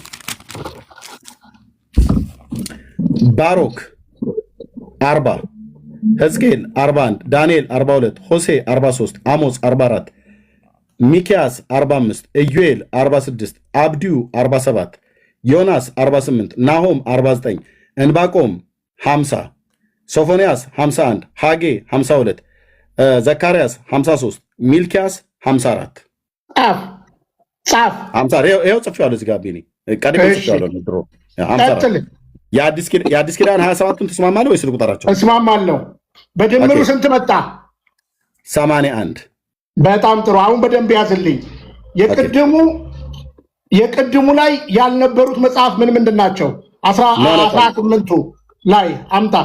ኖ እሱኛው ላይ አይደለም። ቆይ በመጀመሪያ እሱ ላይ ከመሄዳችን በፊት ይሄ ቁጥር 81 መጥቷል። 54 የብሉይ ኪዳኑ 27 የአዲስ ኪዳኑ 81 መጥቷል አይደል? አዎ። እሺ ስለዚህ ቆይ መቅድሙ ላይ መግቢያው ላይ ያስነበብከኝ ላይ ቢሪ መግቢያው ላይ ያስነበብከኝ ላይ እዚህ ጋር ሂድልኝ። የአዲስ ይሄ መግቢያ ብሎ የሚለው የአዲስ ኪዳን ብሎ ከሚለው ጋር ተከታተለኝ። እሺ የአዲስ ኪዳን የሚለው መግቢያው የአዲስ ኪዳን ብሎ የሚለው የአዲስ ኪዳን ብሎ የሚለው አለ መግቢያው ላይ ከመግቢያው የብሉይ ኪዳን አለ፣ ከዛ የአዲስ ኪዳን የሚል አለ። ቆይ አንተ ደግሞ መቅድሙ ላይ ግባልኝ። ቆይ እኔ ይሄኛውን እንጨርሳ። እሺ ቀጥል። የአዲስ ኪዳን ብሎ የሚለውን አገኘኸው? አዎ ተከታተለኝ ብራዘር። የአዲስ ኪዳን እምነት የአዲስ ኪዳን እምነት የገባው በመጀመሪያው መቶ ዓመት በመጀመሪያው ላይ በኢትዮጵያዊ ጃንደረባ አማካኝነት ሲሆን በሚገባ በመላ ኢትዮጵያ የተስፋፋው በአራተኛው መቶ ክፍለ ዘመን ጀምሮ መሆኑ እሙን ነው ይላል። እንግዲህ የብሉይና የአዲስ ኪዳን መጽሐፍት ወደ ግዕዝ ወደ ግዕዝ ቋንቋ ተተርጉሞ ለረጅም ዘመናት ሲሰራባቸው ኖረዋል። በኋላ ግን የግዕዝ ቋንቋ ህዝባዊ መሆኑን እየቀነሰ ሲመጣና የሚያነቡትና የሚረዱትም የቤተክርስቲያናችን ምሁራን መሆናቸውን በ17ኛው ምዕተ ዓመት ጀምሮ ሊቃውንት ቅዱሳት መጽሐፍትን በአንድምታ ትርጓሜ እየተረጎሙ ለህዝቡ ማስተማሩን ጀምረው በ19ኛው መቶ ክፍለ ዘመን መጀመሪያ ላይ ለኢትዮጵያ ኦርቶዶክስ ተዋሕዶ ቤተክርስቲያን መነኩሴ ካህን የነበሩት አባ አብርሃም ወደ አማርኛ የተረጎሙት እንደገና በ1921 ዓመተ ምህረት ጀምሮ የኢትዮጵያ ኦርቶዶክስ ተዋሕዶ ቤተክርስቲያን ሊቃውንት እዚህ ጋር ተከታተለኝ ቢኒ። የኢትዮጵያ ኦርቶዶክስ ተዋሕዶ ቤተክርስቲያን ሊቃውንት 46ቱን የብሉይ ኪዳን ልብ በል 27ቱን የአዲስ ኪዳን መጽሐፍ በግዕዝና በአማርኛ ጎን ለጎን ካዘጋጁ በኋላ ለህትመት እንዲቀርቦ ሳለ በጠላት ወረራ ጊዜ በአንድነት መታተሙ ተቋርጧል ይላል። 46ና 27 ስንት ነው? 46 ሲደመር 27 73 ማለት ነው። ሌላ ዕዳ ተገኘ ማለት ነው። ቆይ እንዴት ተገኘ ብለህ ጠይቀኝ። 73 እንዴት ተገኘ ብለህ ጠይቀኝ። እሺ እንዴት ተገኘ? በጣም ጥሩ። አሁን እኮ ኤርሚ እቺ እኮ ነች የማይገባን የማስበው። እንዴት ተገኘ? አዎ እንግዲህ አሁን የመጽሐፉን ዝርዝር ታነበዋለህ። ለምሳሌ ኤርሚያስ፣ ሰቆቃ ኤርሚያስ፣ ተረፈ ኤርሚያስ፣ መቃብያን 1፣ መቃብያን 2፣ መቃብያን 3 ረጋ ብለህ ማጥናት አለብህ። ተረዳኝ? ስለዚህ አሁን ምንም ነገር ልታወጣላት አትችልም። ለዚህ ነው ሙሉን አንብብ የምልህ። የብሉይ ኪዳን ነገም አዲስ ነገር ካገኘች ኮንትራዲክት የማይሆን ከሆነ ትጨምራለች። ለምን? ማንም የብሉይ ኪዳንን ከነን አድርጎ ያስቀመጠ ስለሌለ፣ አዲስ ኪዳን ላይ ግን 27 ተቀምጧል። አጥና ባይብል የሚል ኮርስን ውሰድ። ስለዚህ አሁን እውነተኛ የክርስቶስ ቤተክርስቲያን ኦርቶዶክስ ናት የምንለው ይሄው 81 አስረግጫ ሳየው ቀጥዬ እነዚህ 3 መጽሐፍ የሴቱ ጋር ገቡ ማሳየት እችላለሁ። 46 ሲባል እነማ ምን እንደሆኑ ማሳየት እችላለሁ። ስለዚህ ኦፊሻሊ ዛሬ ኦርቶዶክስ ተዋህዶን ይቅርታ ጠይቀ። አንድ እሱ ነው። ሁለተኛ የእኔ 5 ደቂቃ ነው አሁን ላሳይ። 5 ደቂቃ ስላለኝ ማለት ነው። ቪዲዮቹ ላሳይና 5 ደቂቃ ትችላለህ። ኖ ቪዲዮ ነው። የቪዲዮ ነው። ቆይ እሺ፣ የቪዲዮ ነው። እሺ፣ በቃ ጨረስን እኮ ኤርሚ። አሁን ህዝቡ ዳኘና ይሄው 80 እንዳመጣው አልጨረስንም። 80 እንዳመጣው ይሄው ህዝቡ አልጨረስንም። ከጨረስክ እሺ፣ ቪዲዮ ከማሳየት በፊት እኔ 1-3 ደቂቃ እናገራለሁ። ከዛ አንተ ቪዲዮን አሳይተህ እንደገና እድል እሰጥሃለሁ ቪዲዮ ካሳየው በኋላ። አሁን እኔ ጊዜ ነው ኤርሚ። ኦኬ፣ ትችላለህ። ጋር ሄድ ጨረስን። አልጨረስኩም። ቪዲዮ ላሳይ። ህዝብ ስሙ፣ እንግዲህ ህዝብ ስሙ። አሁን ስልክ ቢኖረኝ ይሄንንም አንተው ጋር ቢታይ ደስ ይለኝ ነበረ። ማሳየት አልችልም። እንዴት ነው ካሜራ የምቀይረው? እምቢ አለኝ ካሜራ። ኖ በቃ እንደዛ እችላለሁ። ኦኬ እሺ፣ በቃ ኤርሚ አሁን አትግባብኝ። ኦኬ go ahead። ማን ነው ሰውዬ? ሰውዬው ማን ነው? ስኮላሮች አላችሁ? ኦኬ፣ ስኮላሮች ሊኖሩ ይችላሉ። እኔ ስኮላሮችን አላውቃቸውም፣ ግን ማናቸው ነው ብያለሁ። በቃ ኤርሚ እንስማ። ማነው? የማን ስኮላር ነው? ይሄ ፕሮቴስታንት ፓስተር ነው። የት ቤተክርስቲያን? ፓስተር ጂ ይባላል። ቆይ እንስማው። አንተ አይደለም የኔን አባቶች አምታደለ አድመጠኝ። ቆይ አንደኛ ቢኒ ፕሊስ ትቀጥላለህ። እኔ ያመጣሁት የአንተን አባቶች ቪዲዮ ሳሳይ ሊቀ ሊቃውንት ወይ ደግሞ መርጌታ ስምዐ ኮነ ይታወቃሉ። በኢትዮጵያ ኦርቶዶክስ ክርስቲያን ኦኬ። ቆይ ዶክተር ዘበነ ለማ ይታወቃሉ አይደለም? በእናንተ በእኛ ይታወቃሉ የቤተክርስቲያኒቱ አገልጋዮች መሆኑ። እኔ ይህን ሰውዬ አላውቀውም። የት ቤተክርስቲያን አገልጋይ ነው? ምንጭ የትኛው ቤተክርስቲያን ነው የሚያገለግለው? ምንጭ ስጠኝና ቪዲዮን ክፈተው። ምንጭ ስጠኝ። ዝም ብሎ ፕሮቴስታንት የሚባል ነገር የለም። ስጠኝ። አንደኛ የውጭ ሰው ነው። ጂሲኤን ለሚባል ፓስተር ጂ ይባላል። ግባሲ አናውቀውም። ከኛ ከቤተክርስቲያን አምጣ፣ የራሳችን ከኢትዮጵያ። እሺ ከኢትዮጵያ አምጣ። አዎ በነገራችን ላይ እሱን እኮ ላሳየህ እኮ ነው። አሁን ብንሰማውስ ከኢትዮጵያን አምጣ። ኖ አይሰራም። አንሰማ አላውቀውም። ከኢትዮጵያ አምጣ። ከኢትዮጵያ ከኛ ከወንጌላውያን አማኞች በአማርኛ እኮ ትልቅ እኮ የፕሮቴስታንት ስኮላር እኮ ነው። እኔ ሊሆን ይችላል አላውቀውም እኮ ነው ብዬ እኔ የሚታወቁ አገልጋዮች ነው ቪዲዮ የከፈትኩት። አንተ ግን የማይታወቅ የፕሮቴስታንት ዋና ስኮላር ነው። አንተን ያልከው አናውቀውም። እንድናውቀው ከፈለክ ቤተክርስቲያኑን አድራሻውን መጋቢ ሆኖ የሚያገለግልበትን የት ሀገር እንደሚኖር መረጃውን ስጠን። ዌብሳይቱን አምጣ እናየውና እዚሁ በውጭ በተለያየ ዓለማት ላይ የሚኖሩ ስላሉ በአውሮፓ፣ በአሜሪካ፣ በካናዳ ያሉ ስላሉ እንጠይቃለን ማለት ነው። ቸርቹን ንገረን፣ የት ሀገር ነው ያለው፣ መጋቢነቱ በማን ኦርዴን እንደተደረገው እንዲህ ከነገርከን ኦኬ። የምንቀበላቸው አሉ እኮ በውጭ ያሉ ማለት ነው። ስለዚህ ሰው አትቀበለውም። ማን እንደሆነ አላውቀውም። ሙሉ መረጃ ስጠኝ ማንነቱን። ዘበነን እኔ የምቀበለው አንተ አይደለም። እኔ ራሱ የኦርቶዶክስ ተዋህዶ ቤተክርስቲያን አገልጋይ መሆኑን እቀበላለሁ። ያመጣኋቸው ሊቀ ሊቃውንቱን አንተ አይደለም። እኔ የኦርቶዶክስ ተዋህዶ ቤተክርስቲያን አገልጋይ መሆናቸውን እቀበላለሁ። ይሄን ሰውዬ ግን አላውቀውም። ማን እንደሆነ አናውቀውም። ኦኬ፣ ስለዚህ አትቀበለውም ማለት ነው። አናውቀውም። ማላውቀውን ሰው አልቀበለውም። እሺ፣ በዛሬ እኔ ዩቲዩብ ቻናል ላይ ጭኛለሁ። ይሄንንም ደግሞ ፓስተር ዳዊት የጅማው ሙሉ ቪዲዮውን አሳይቼ ነው። በነገራችን ላይ የ8 ደቂቃ ሙሉ ቪዲዮውን አሳይቼ የክህደት ጥጉን ያጋለጥኩበት ነው። እንግዲህ እናንተ ተፈራችሁ። ሰውየውን ቪዲዮ መክፈት ትችላለህ፣ ግን ሰውየውን አናውቀውም። ስለዚህ ማናውቀውን ሰውዬ ቪዲዮ ብትከፍት የእኛ ፓስተር ኤርሚ፣ እስከ መቼ ነው የፈረንጅ ሰባኪ የማትቀበለው? ኖ እኔ እቀበላለሁ። የፈረንጅ ሰባኪ ጆሹዋ ትቀበል አይደለ እንደ ኤርሚ? ከጆሹዋ የሚበልጥ ሰው እኮ ነው። አዎ ቲቪ ጃሹዋ ና እኔም ላሳይ እኮ አንተ ቆይ እኔ አሁን ፍትሐ ነገሥቴን አመጣው አባቶችን አንተ እኔ ቅድሙን ጫጫታ ለምን ታደርገዋለህ? ፕሊዝ የኔ ጊዜ የኔ ጊዜ ነው አይደለ ኤርሚ? እኔ እሰጥሃለሁ ደቂቃ፣ ችግር የለም። አትክፈት አላልኩም። ትከፍታለህ። የቪዲዮ ነው እንጂ አንተ የምትናገርበት አይደለም። አንተ ቪዲዮን ካሳየ በኋላ የምትናገርበት ደቂቃ ይቀመጥልሃል፣ ታወራለህ ማለት ነው። አዎ እኔ ብቻ አይደለም፣ በኢትዮጵያ ውስጥ ብዙ ህዝብ በዓለም ዙሪያ ፕሮፌት ቲቪ ጃሹዋን እንቀበለዋለን። ኦኬ፣ እኔ እቀበለዋለሁ። ስለምቀበለው እኔ ብቻ አይደለም፣ ሚሊዮን ወንጌላውያን አማኞች በዓለም ዙሪያ ያሉ ይቀበሉታል። ለምን የምንቀበለው? አድራሻው ይታወቃል። ሌጎስ ናይጄሪያ። ኦኬ፣ ሲናጎግ ቸርች ኦፍ ኦል ኔሽን፣ ዓለም የሚያውቀው ነው። ለምን እንደምታወራው እኔ አላወራሁም። ስለዚህ አክሽን አታሳያ ቢኒ። የምናወራው በስርዓት አለ እንዴ? ኦኬ፣ አድምጥ። አዎ ፕሮፌት ቲቪ ጃሽዋን ይቀበላሉ። በኢትዮጵያ ቤተክርስቲያናት ሁሉ ይቀበሉታል። የሚቀበሉት ይቀበሉታል፣ የማይቀበሉት አይቀበሉትም። የምንቀበለው ግን ቲቪ ጃሽዋ ማን ነው ተብሎ ቢባል ሌጎስ ናይጄሪያ ላይ የሚኖር ኦኬ፣ በቤተክርስቲያኑ ይታወቃል፣ አድራሻው ይታወቃል፣ አገልግሎቱ ይታወቃል። የሚቀበሉ ይቀበላሉ፣ የማይቀበሉ አይቀበሉም። ይሄን ሰውዬ እንዲቀበል ግን አሁን የመጣውን ቪዲዮ እንዲቀበል ከፈለክ አድራሻውን ንገረን። የት ቤተክርስቲያን መጋቢ እንደሚያደርግ ኤንጅልን ትቀበለዋለህ? ኤርሚ ሌላ ዳይቨርት አታድርግ። አርዕስት ሌላ ሰው ልጥራላ። ዳይቨርት አታድርግ። አልቀበልም አልከኛ። ቤንያም ዳይቨርት አታድርግ። የሰውየውን አርዕስት አምጣ። ሶሪ የሰውየውን አድራሻ አምጣ። የሚያገለግልበት መጋቢ እንደሚያገለግል የት ነው? ጂሲኤል ሚዲያ የት ሀገር ነው? አሜሪካ። ኤርሚ የት ሀገር ነው የሚኖረው? አሜሪካ። ዌብሳይቱን አምጣ። እሺ ዌብሳይቱን ቶሎ አምጣ። ቆይ ግን ኤርሚ ለምን ፈራችሁ? እኔ አሁን ለምሳሌ የገሌን አቅርቡ እያለሁ ዌብሳይቱን ቶሎ አምጣ። ኤርሚ ለምን ፈራችሁ? እኔ አሁን ለምን ፈራችሁ? ስሙትና አናቀውም ነው እንጂ አልንህ። ያመጣው አንደኛ የውጭ ሀገር አገልጋይ ነው። ስለዚህ የውጭ ሀገር አገልጋይ አላቀውም። እኔ ያመጣሁልህ ግን የማንካራን ኦርቶዶክስ ወይ የግብፅ ኦርቶዶክስ ጳጳስን አይደለም ያመጣሁልህ፣ ወይ የግብፅ ኦርቶዶክስ ወይ የሶሪያ ኦርቶዶክስ።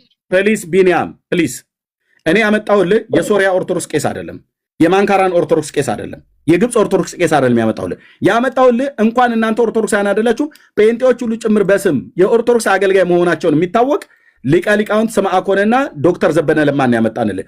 አንተ ይሄን ያመጣው ሰውዬ አናቀውም ነው ያሉ። ለምን አትረዳንም? አናቀውም፣ አድራሻውን ንገረን፣ ቸርቹን ንገረን፣ መጋቢ መሆኑን እናጣራለን። ዌብሳይቱን አምጣ። ከሰማችሁ በኋላ አናቀውም በሉ። እንደዛ ብሎ ነገር የለም። እንደዛ ብሎ ነገር ላሰማ ኤርሚ ፕሊዝ። አችልም ቢኒ አችልም በእውነት አትችልም። ፕሊስ ብላት ለምን አትችልም? መረጃ አምጣ።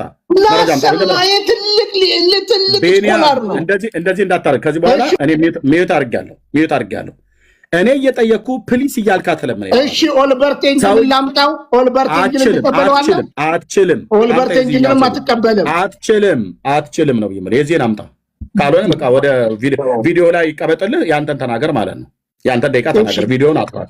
ያቀረብከው መረጃ የትክክለኛ ሰው መሆኑን የኛ ወንጌላውያን አማኞች የምንቀበለው ሰው መሆኑን አድራሻውን አታውቅም፣ ቸርቹን አታውቅም፣ ጤነኛ አስተማሪ ይሁን አይሁን ምንም ታወቅ ነገር የለም። ኦንሊ ጂሰስ እና ሌሎችንስ ሞርሞኖችን ለቃቅመህ ብታመጣ እኔ በምን አውቃለሁ? የአበሾቹን አምጣ። ግን ከኛ ካልክ የአበሾቹን አምጣ።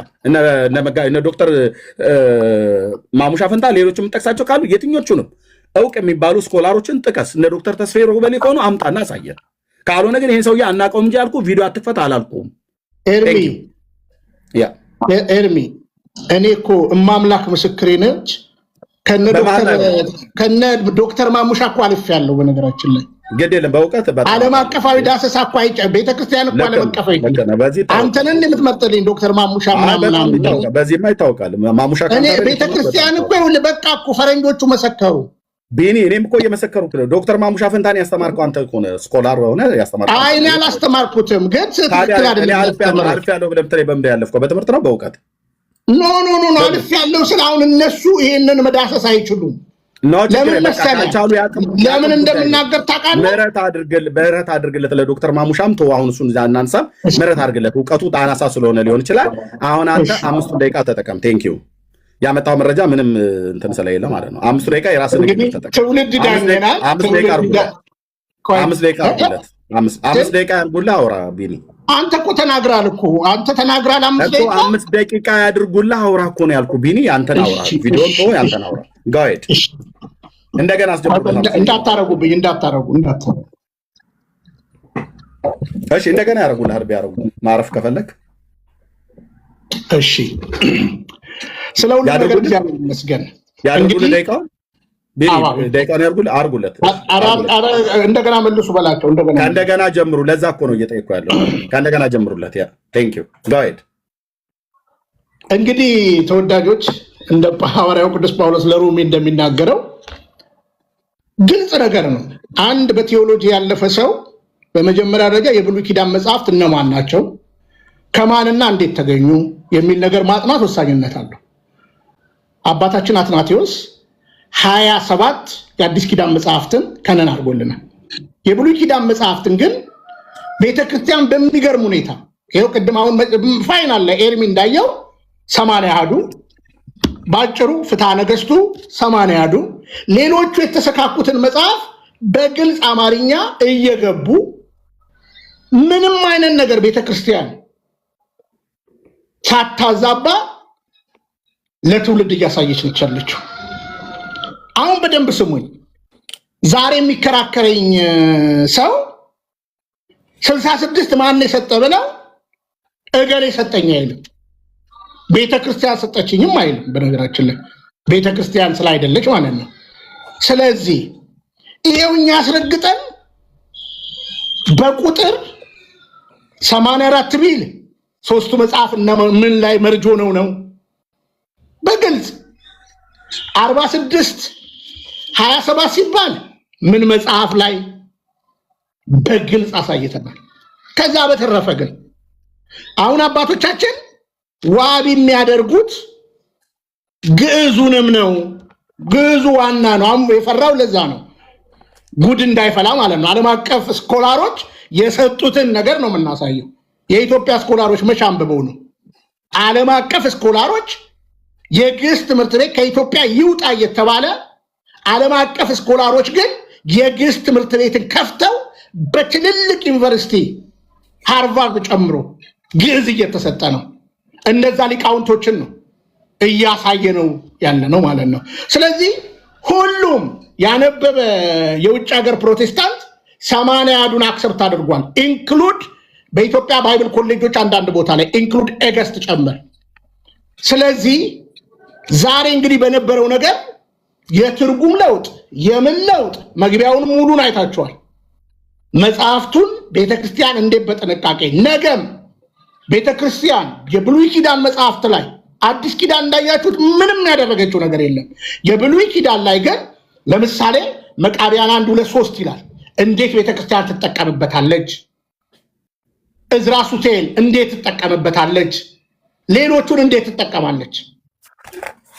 ስለዚህ ቤተክርስቲያንን በዚህ ያክል ማጠልሸት ሳያውቋት እየወጡ ማለት ነው፣ ሳይረዷት እየወጡ አዎ ቤተክርስቲያን የቁም ጽሑፍ አላት። ቅድም እንደተነበበው የቁም ጽሑፍ አላት። አባቶቻችን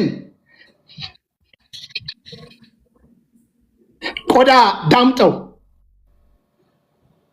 ብራና ዳምጠው ቀለም በጥብጠው የጻፉት ድንቅ የቁም ጽሑፍ አለ። አሁን ቅድም ሊያነሳው የፈለገውም አለ። 9 አባቶችን ማጥናት ነው። ስለዚህ ኦርቶዶክስ ተዋሕዶ ቤተክርስቲያን በመጽሐፍ ቅዱስ ረገድ ቅድምም ገላትያ ላይ አሳይቻችኋለሁ፣ መልስ የለም።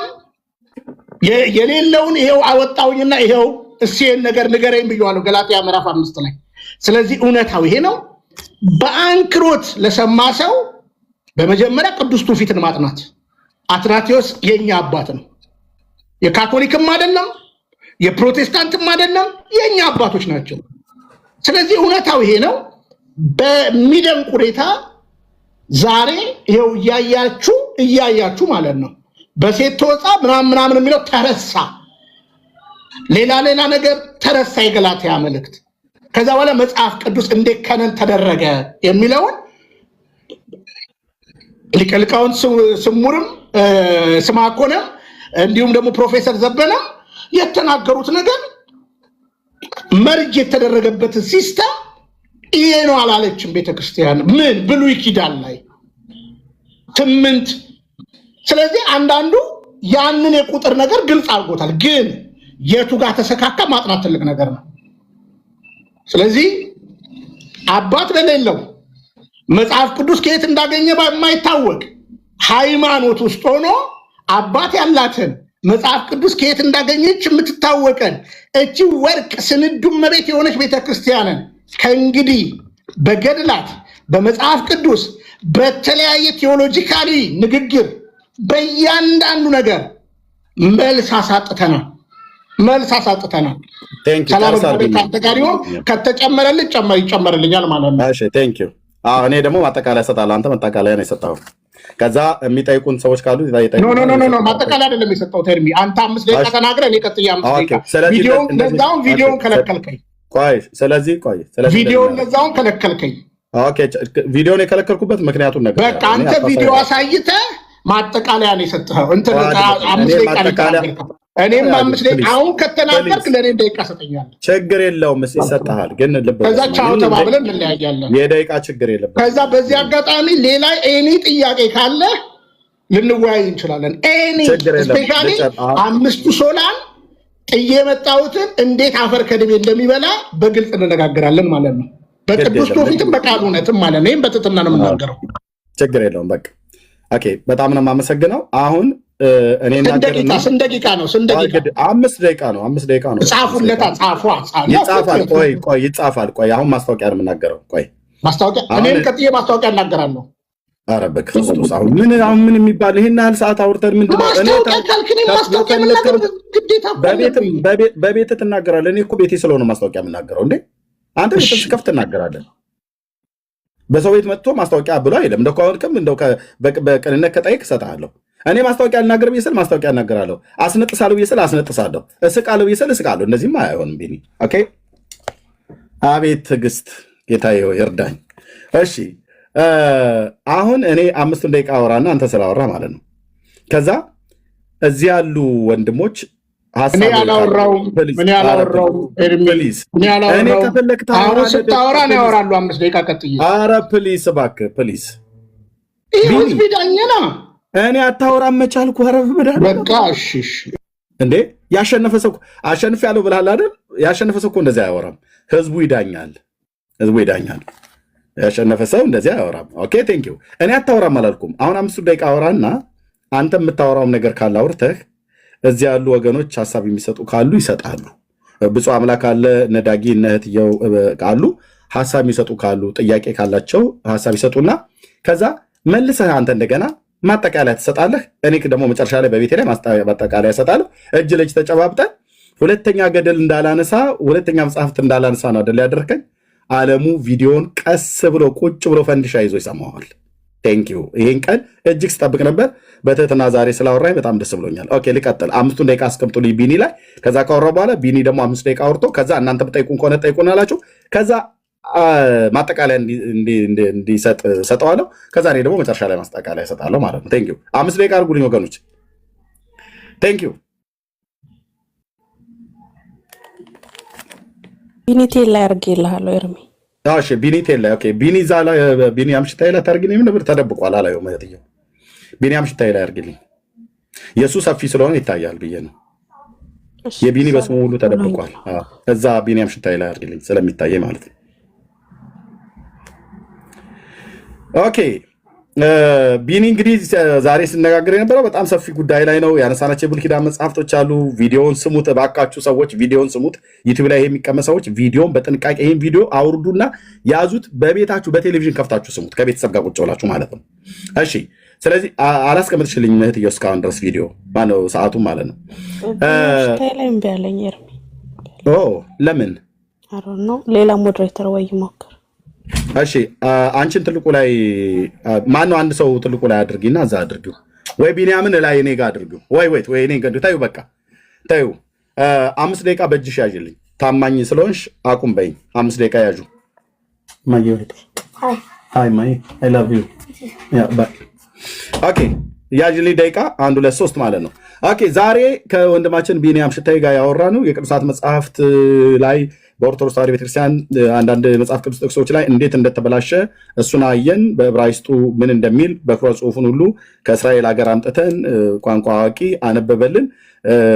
በትንቢተ ኢሳይያስ መጽሐፍ ምዕራፍ 11 ላይ የተጠቀሰውን ቃል እግዚአብሔር እሱ ይላል ያለውን እንዴት እንደማይል የኢትዮጵያ መጽሐፍ ቅዱስ ማህበር ራሱ እኔን ደግፎ እንዴት እንደሚናገር አሳይተናል። ይህም ቪዲዮን ገብታችሁ ስሙ። ከዛ ባለፈ የ80 አሐዱ መጽሐፍ ቅዱስ እኛ አለን። የእኛ 80 አሐዱ ነው፣ የእናንተ 66 ነው አለ።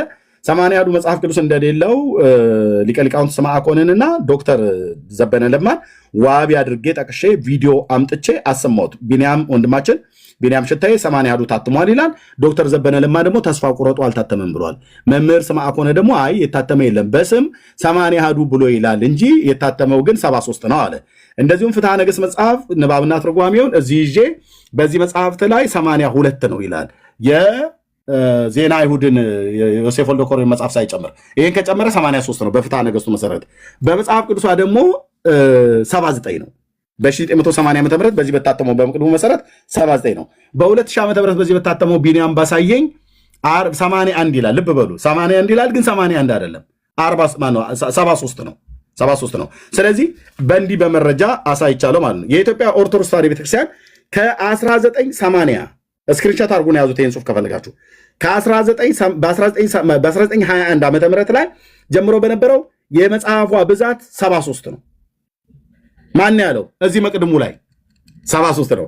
በ1947 በብፁዕ ባስልዮስ ፓትርያርክ ዘመን በታተመው የመጽሐፏ ብዛት በ1947 ማለት ነው 79 ነው። በ1980 ዓመተ ምህረት በብፁዕ አቡነ ተክለ ሃይማኖት 84 ነው። በ2000 ዓመተ ምህረት በኢትዮጵያ ኦርቶዶክስ ቤተክርስቲያን በብፁዕ አቡነ ጳውሎስ ፓትርያርክ 81 ነው። በሚቀጥለው አሁን ፊት ለፊታችን ባለው ላይ 93 ልታደርግ ነው። 8ቱን የአዲስ ኪዳን መጽሐፍትን ጨምራ ማለት ነው። መረጃ አምጣ ኤርምያስ። ይኸው እዚህ ቤት ያለ መረጃ የሚወራ የለም። እችን ቤተክርስቲያን ይቅርታ ትጠይቃለን ያለ እኛ ነው ጠርታ ይቅርታ የምትጠይቀን እኔና ተሐድሳውያኑ የቤተክርስቲያኒቱን አገልጋዮች ማለት ነው። ትጸጸታለች። ይኸው ልብ በሉ ትጸጸታለች። እንዴት አይነት ልጆቿን እንዳጣች ትጸጸታለች እየቆየች ማለት ነው። የምንጠቅማትን አስቀምጣ አስማተኛ አቅፋ ያስቀመጠ ማለት ነው። ትጸጸታለች። እኔ በኦርቶዶክስ ቤተክርስቲያን ዛሬም ቢሆን ባላት እውነት ላይ የምናገረው እናገራለሁ። ልብ በሉ የብሉይ ኪዳን መጽሐፍት 46 አሉ። ይኸው በዚህ መጽሐፍት ላይ ዓለም ይወቅልን ብለው በጻፉት መጽሐፍ ላይ ማለት ነው። የብሉይ ኪዳን መጽሐፍ ስንት? 46። የአዲስ ኪዳን መጽሐፍ ስንት ነበር አልኩት። ቢኒያምን ቅድም ስጠይቀው 27 አለኝ። የአዲስ ኪዳን መጽሐፍ ስንት ነው ይላል በድምሩ። ይኸው ይኸው ቢኒያም የአዲስ ኪዳን መጽሐፍ ቁጥሩ ስንት ነው ይላል? 35። አንተ ስታወራ ስንት ነበር ያልከው? አንተ 27። የአዲስ ኪዳን መጽሐፍት 27 አይደለም 35 ነው። ይኸው 35 ሲደመር ስንት ይሆናል? 35 የአዲስ ኪዳን መጽሐፍት በ27ቱ ላይ ስንት ጨመረች? 8ቱን እነማን ናቸው? ስርዓተ ጽዮን፣ ትእዛዝ፣ ግጽው፣ አብጢልስ፣ አንደኛ መጽሐፈ ኪዳን፣ ሁለተኛ መጽሐፈ ኪዳን፣ ቀለሜንጦስና ዲድስቅልያ በሙሉ አሉ። መጽሐፍቶቹ እጄ ላይ ደምረው በሙሉ ቆይ ብራዘር እኔ ነው አሁን ጊዜው። ኦኬ እነዚህ 8 ናቸው። በ27 ላይ 8 ስንጨምር ስንት ነው የሚሆነው? 27 ሲደመር 8 5 35። የብሉይ ኪዳኑ 47 46። ይሄው የአዲስ ኪዳኑ 35 ብላለች። ቢኒያም ግን ቅድም ስጠይቀው ምን አለ? የአዲስ ኪዳን መጽሐፍት 27 ናቸው አለ። መጽሐፍ ቤተክርስቲያኒቱ ምንድነው ትላለች? የአዲስ ኪዳን መጽሐፍት 35። ቢኒያምና ቤተክርስቲያኒቱ አልተግባቡ ማለት ነው። በመጽሐፍ ቁጥር ይሄ ሁሉ መረጃ አላት። በ1921 ዓመተ ምህረት 73፣ በ17 ዓመተ ምህረት በ1947 79፣ በ1980 84፣ በ2000 81፣ በሚቀጥለው ላይ በዚህ በ81 ላይ ጨምራ 81 ላይ ጨምራ 81 ላይ ጨምራ አሁን በታተመው 8ቱን የአዲስ ኪዳን መጽሐፍትን ትጨምራለች። አንዱ መጽሐፈ ወልደ ኮሪዮን ይጨምራል። እዩ 0 በትንሹ 90 ማለት ነው። 90 መጽሐፍት ከ90 እስከ 93 የሚሆን መጽሐፍቶችን ለማሳተም ዝግጅት ላይ ናት ያለችው። ስለዚህ ኦርቶዶክስ በራሷ በተለያዩ ዓመታት ያተመቻቸው መጽሐፍቶች ልዩነታቸውን ያቸው አሁን በትንሹ 73 79 84 81 አሁን በሚቀጥለው 83 ማለት 93 ማለት ነው። this is orthodox ግራ የተጋባ ትውልዷን ግራ የምታጋባ በመጽሐፍቶቿ እንኳን ፍትሐ ነገሥቷ ላይና መጽሐፍ ቅዱሷ ላይ ዓለም ይወቅልኝ ብላ ባለችው መጽሐፍት ላይ እንኳን የቀኖና መጽሐፍ ቁጥራቸው አይታወቅም። ጨርሻለሁ። ቴንክ ዩ ቢኒ። አሁን ደቂቃ ስጪውና ከዛ ልክ ከጨረስክ ቢኒ እነሱ ደግሞ ሀሳብ የሚሰጡት ካለ ይሰጣሉ፣ ጥያቄ የሚጠይቁን ካለ ይጠይቁናል። ቴንክ ዩ። ግን አሁን መቀጠል እንችላለን። እሺ ደቂቃ ስጡኝ። ምናልባት ግን ቆቀያ ደቂቃውን እናቁምና ምናልባት ግን መጨረሻ ላይ በአንዳንድ መዝሙር ብንለያይ ጥሩ ነው አይደለ? አይ አይቻልም። እኛ በቤታችን ያልተቀደሰ መዝሙር አንዘምርም። ያልተቀደሰ ከፈለክ ማለት ነው። ያልተቀደሰ መዝሙር አለ። የተቀደሰ መዝሙር ከሆነ ልከፍትልህ እችላለሁ። ወገኖችን ጠይቀን። እሺ ከፈለክ ማለት ነው። ከፈለክ የተቀደሰ መዝሙር ያልተቀደሰ ብለን የምንለዋል። የተቀደሰ ከሆነ ህዝቡን ጠይቀን ልከፍትልህ እችላለሁ። ቢኒ ምንም ችግር የለውም። ኦርቶዶክስ ውስጥ ያልተቀደሰ መዝሙር የለም። እግዚአብሔር ይመስገን አለ። ለፍጡር የተዘመረ ያልተቀደሰ መዝሙር ነው። መዝሙር አንድን ማጥናት ነው። ቢኒ ያልተቀደሰ መዝሙር ብለን የምንለዋለን። ለእናንተ ከፈለክ ዝማሬን ሌላ ቀን መያዝ ትችላለህ። በነገራችን ይችላል፣ ችግር የለም፣ እናወራለን። ልክ እንደ ዛሬው ካወራኝ ቢኒ እንደ ዛሬው ካስወራኝ እኔ ቤት ሰዎች እንዲሰድቡ አልፈቀድኩም። ማንም የሰደበ የለም። የሰድቡን አቁም ብያለሁ። በእንዲህ አይነት የምታወራኝ ከሆነ አንተ ራስህ የምታወራኝ ከሆነ ቃል በጣም ሰድበውኛል። ከዛ በኋላ እኔ ግን ስድብ ምንም አይደለም። ለምን መሰለህ የጀገንኩት የምጋደለው ለእምነቴ ስለሆነ ማለት ነው። ለዚህ 5 ደቂቃ ተጠቀምና ከዛ ታች ላሉት ለነ ብፁዕ አምላክ ለነ እህትየው ልስጥና ከዛ ጥያቄ ካለ ጠይቁናል መጨረስ ስላለ 5 ደቂቃውን አድርጊ ለእህትየው ወይ ዚኔ ላይ ወይ አንዳችሁ ላይ ቢኒያም ቀጥልና 2 ደቂቃ ጨምርልሃለሁ 3 ደቂቃ። እሺ ስለ ሁሉም ነገር እግዚአብሔር ይመስገን። 46 ሲደመር 27 ሲደመር 8 81 54 ሲደመር 27 በግልጽ አማርኛ ማለት ነው ደምሩ 81።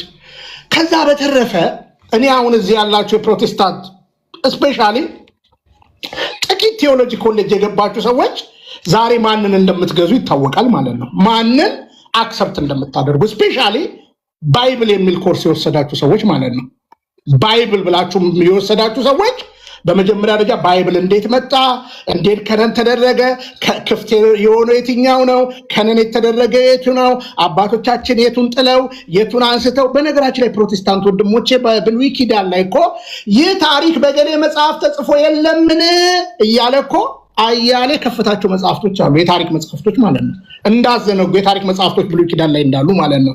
ስለዚህ ብሉይ ኪዳን ላይ ከነን የተደረጉ ነገሮችን እንደ አንድ ስኮላር እንደ አንድ በቴዎሎጂ ኮሌጅ እንዳለፈ ሰው ለሙግት አይገባም ባጭሩ።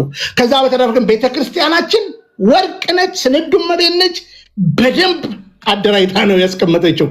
ከአንድ ነገር ውጭ እርግጠኛ ሆኜ የምነግራችሁ ኢንተርናሽናል ባይብል ሶሳይቲ ቤተክርስቲያን ትገዛዋለች፣ አሁን ስለተዘጋ ማለት ነው። ቅድም ምናልባት ስናገር ሰምታችሁኝ ከሆነ ጋሽ ዶክተር ቤተ መንግስቱ የኢንተርናሽናል ባይብል ሶሳይቲ ፕሬዚዳንት ነበረ። ከዛ በኋላ ሲመታ የባይብል ሶሳይቲ ሲበተን ቢብሊካ የሚባሉ ሰዎቹ ይሄንን አዲሱ መደበኛ ትርጉምን አይታችሁ ከሆነ ቢብሊካ ይላል ማለት ነው። ከዛ በኋላ አንሳልን ካላችሁ የህይወት ቃልን እነ ጋሽ ንጉሴ ቡልቻ መሰል አዲሱ ምንድነው የአዲስ ኪዳን ማብራሪያ የብሉይ ኪዳን ማብራሪያን ተመልከቱ። ብዙ ጸጾች አሏቸው። እኔ አሁን 120 የስህተት መጽሐፍ ሰዎች እንደፈለጉ የተረጎሙትን መጽሐፍ ሳላነሳ በራሴ መጽሐፍ በሞዳ ስንዱ መቤት በሆነች ቤተክርስቲያን ዲፌንድ ያደረኩት ይሄ ነው። የኤርሚያስ ግን መጽሐፍቶች ቢነሱ ማንም ዞር ብሎ ያያቸው አበደን የክህደት ጥግ ያላቸው መጽሐፍ ማለት ነው። ስለዚህ ዛሬ በአግባቡ አሳይቼዋለሁ። መጽሐፍ ቅዱስን አባቶች እንዴት አስቀምጠው ለምሳሌ 8 የሥርዓት መጽሐፍ እንዳይታተሙ ከነን 85 ገብታችሁ ተመልከቱ። አትናቴዎስ መቃብያንን ያውቃሉ፣ ረጋ ብላችሁ ስሙ። ስለዚህ ካቶሊክ ምን ትቀበላለች? የግሪክ ኦርቶዶክስ ምን ትቀበላለች? ኦሪየንታል ኦርቶዶክስ ምን ትቀበላለች? የኢትዮጵያ ኦርቶዶክስ ልዩ የሚያደርጋት ብዙ ነገር አለ። ስለዚህ ስለ ጽር ቋንቋ ማጥናት ነው፣ ስለ ግሪክ ቋንቋ ማጥናት ነው፣ ስለ ሂብሩ ቋንቋ ማጥናት ነው። ስለዚህ ኦርቶዶክስ ተዋህዶ እውነተኛ የክርስቶስ ቤተክርስቲያን መሆኗን በሚገባ በሰደደችው መጽሐፏ በእምነቷ አቋም በዶግማ አሁንም ሁሌ እናገራለሁ። ቤተክርስቲያን 5 ቤዚክ ዶክትሪን አላት። ሚስጥረ ስላሴ፣ ሚስጥረ ስጋዌ፣ ሚስጥረ ጥምቀት፣ ሚስጥረ ቁርባን፣ ሚስጥረ ትንሣኤ ሙታን። ሚስጥረ ተክለ ሃይማኖት የላትም፣ ሚስጥረ ማምላክ የላትም። ስለዚህ ቤተክርስቲያንን በክፉ አታንሱብን። በእውነት ደግሞ ከሞገታችሁን በመጽሐፏና በመጽሐፏ ኑና ሞግቱን። መተንም እንደዚህ አንኳኩተን ሞግታችኋለን። ለምን? የምንኮራባት በጣም ፕራውድ የሚሰማን ቤተክርስቲያን ስላለችን። ስለዚህ አንደኛ በስነ መለኮት ኮሌጅ ሳያልፉ መጽሐፍ ቅዱስ ምንድነው ሳይሉ ከየት መጣ ሳይሉ የእያንዳንዱ የቸርች ሂስትሪን ታሪክ ሳያውቁ መጽሐፍ ቅዱስን እንዴት መተቸት ይቻላል? እኛ እኮ ስናነሳ እኮ 27ቱን ማንሰጠን ከብሉይ ኪዳን የነበሩት መጽሐፍቶች እንዴት ይታያሉ? እያንዳንዱ መጽሐፍ ቅድም ብያቸዋለሁ። በ66ቱ የማይመልሳቸው 10 ምናምን ጥያቄዎች 80 የሚመልሳቸውን እናመጣለን። አንድም ድሮ ኮንትራዲክት ያደርጋል እየተባለ እዛ ስሰማ ነበረ። እኔ ቻናል ላይ ጭኘዋለሁ 15ቱን ጭማሬ መጽሐፍ ስሟቸው። አንድም ኮንትራዲክት የሚያደርግ ነገር የለም። ስለዚህ በመጀመሪያ ማንበብ፣ በመጀመሪያ መስማት፣ መጀመሪያ ማጥናት፣ ከዛ በኋላ ዝም ብሎ በቁጥር ማምታታት ቀረ፣ በገድላት ማምታታት ቀረ። በኖሌጅ ከሆነ አያም ሃፒ በፈለከው ነገር መቅረብ እችላለሁ ከማንም ጋር። ከዛ በተረፈ ግን ዛሬ እንዳያችሁት የፕሮቴስታንት ስኮላሮች በዓለም አቀፍ ደረጃ አውጥቼ ባካ አንድ ቪዲዮ ላሳይ። በነገራችን ላይ እኔም ላይ ታያላችሁ። እዩ የኢየሱስ የጌታ ኢየሱስ የሚባል ልጅ አለ፣ ገብታችሁ ማየት ትችላላችሁ። ስኮላሮቹ እየተናገሩ ነው። ከልብ አመሰግናችኋለሁ፣ ከልብ አከብራችኋለሁ። እስካሁን ሰዓት አልተኛውም፣ አንድ እንቅልፍ አልተኛውም። እግዚአብሔር ያክብርልን። ሰላም፣ እግዚአብሔር ከሁላችሁ ጋር ይሁን። ሰላም። ቴንኪው። እሺ ወንድማችን ቢኒያም፣ እዚህ ጥያቄ ያላቸው ሰዎች ካሉ ሀሳብ የሚሰጡ ካሉ ይስጡና፣ ምክንያቱም ከአንተ ጋር አወራ ነው በቃ። ምክንያቱም ሌሎቹ ማውሳይ ስኮላር ስላይደሉ። ሰላም፣ እግዚአብሔር ከሁላችሁ ጋር ይሁን። ያ እግዚአብሔር ይባረክ። እሺ ወገኖች እንግዲህ የነበረውን ፕሮግራም አይታችሁታል። በማናችንን በመረጃ ያወራኑ፣ ማናችንን ያለ መረጃ ያወራኑ። ይሄ ቪዲዮ ሳይቆራረጥ እንደሰሙ ከፈለጋችሁ በእኛ በወንጌላውያን አማኞች ፔጅ ላይ እነ ኤልቃል ወይ ደግሞ አምልኮ ቲዩብ ያቀርቡታል እዛ ማለት ነው። እዛ ሄዱና ስሙ፣ ዳውንሎድ አድርጉት፣ ለቤተሰቦቻችሁ ተረጋግታችሁ እንድትሰሙት ማለት ነው። እንደዛ ይሁን፣ አስቀምጡት። ይቅርታ እኔም አንድ ነገር ልናገር ብዬ ነው። ይጨርሳል። ምንም ሌላ ክፉ አይደለም። በመጀመሪያ ደረጃ እሱም እንዳለው ሙሉን ከጅማሬ ጀምሮ ሪከርድ ያደረጋችሁ ሙሉ ሳትቆራረጡ በንጹህ ሕሊና ለቀቁ። መምህር ተመስገን ካሉ አሁን ቤቶትን ይክፈቱና እኔም ወደዛ እመጣለሁ። ሰላም፣ እግዚአብሔር ከሁላችሁ ጋር ይሁን። ሙሉን አይታችሁ ፍረዱ የኢትዮጵያ ፕሮቴስታንት ስኮላሮች። ቴንኪው። እሺ መምህር ተመስገን እንዳሉት ቤቱን ይክፈቱለት እና እዛ ተገናኙ። ቴንኪው። እንግዲህ ቪዲዮን ስታዩት ስለምታዩት እኔ እንደዚህና እንደዛ ብዬ አይደለም። ኦኬ ኦርቶዶክስ እንግዲህ እኛን ነው ይቅርታ መጠየቅ ያለባት።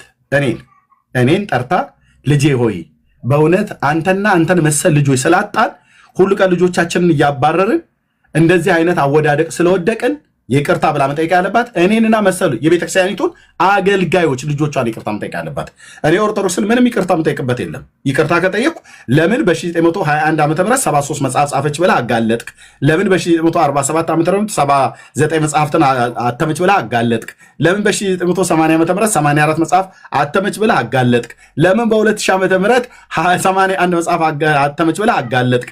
ለምን በሚቀጥለው 93 ብለህ ታወጣብናለህ ሚስጥራችንን ብለህ ከሆነ አበደን የክርስቶስ አገልጋይ ነኝ፣ ይቅርታ አልጠይቅም። ገድላት ድርሳናት ውስጥ እንደዚህ በነጥብ ነው ማስቀምጠው።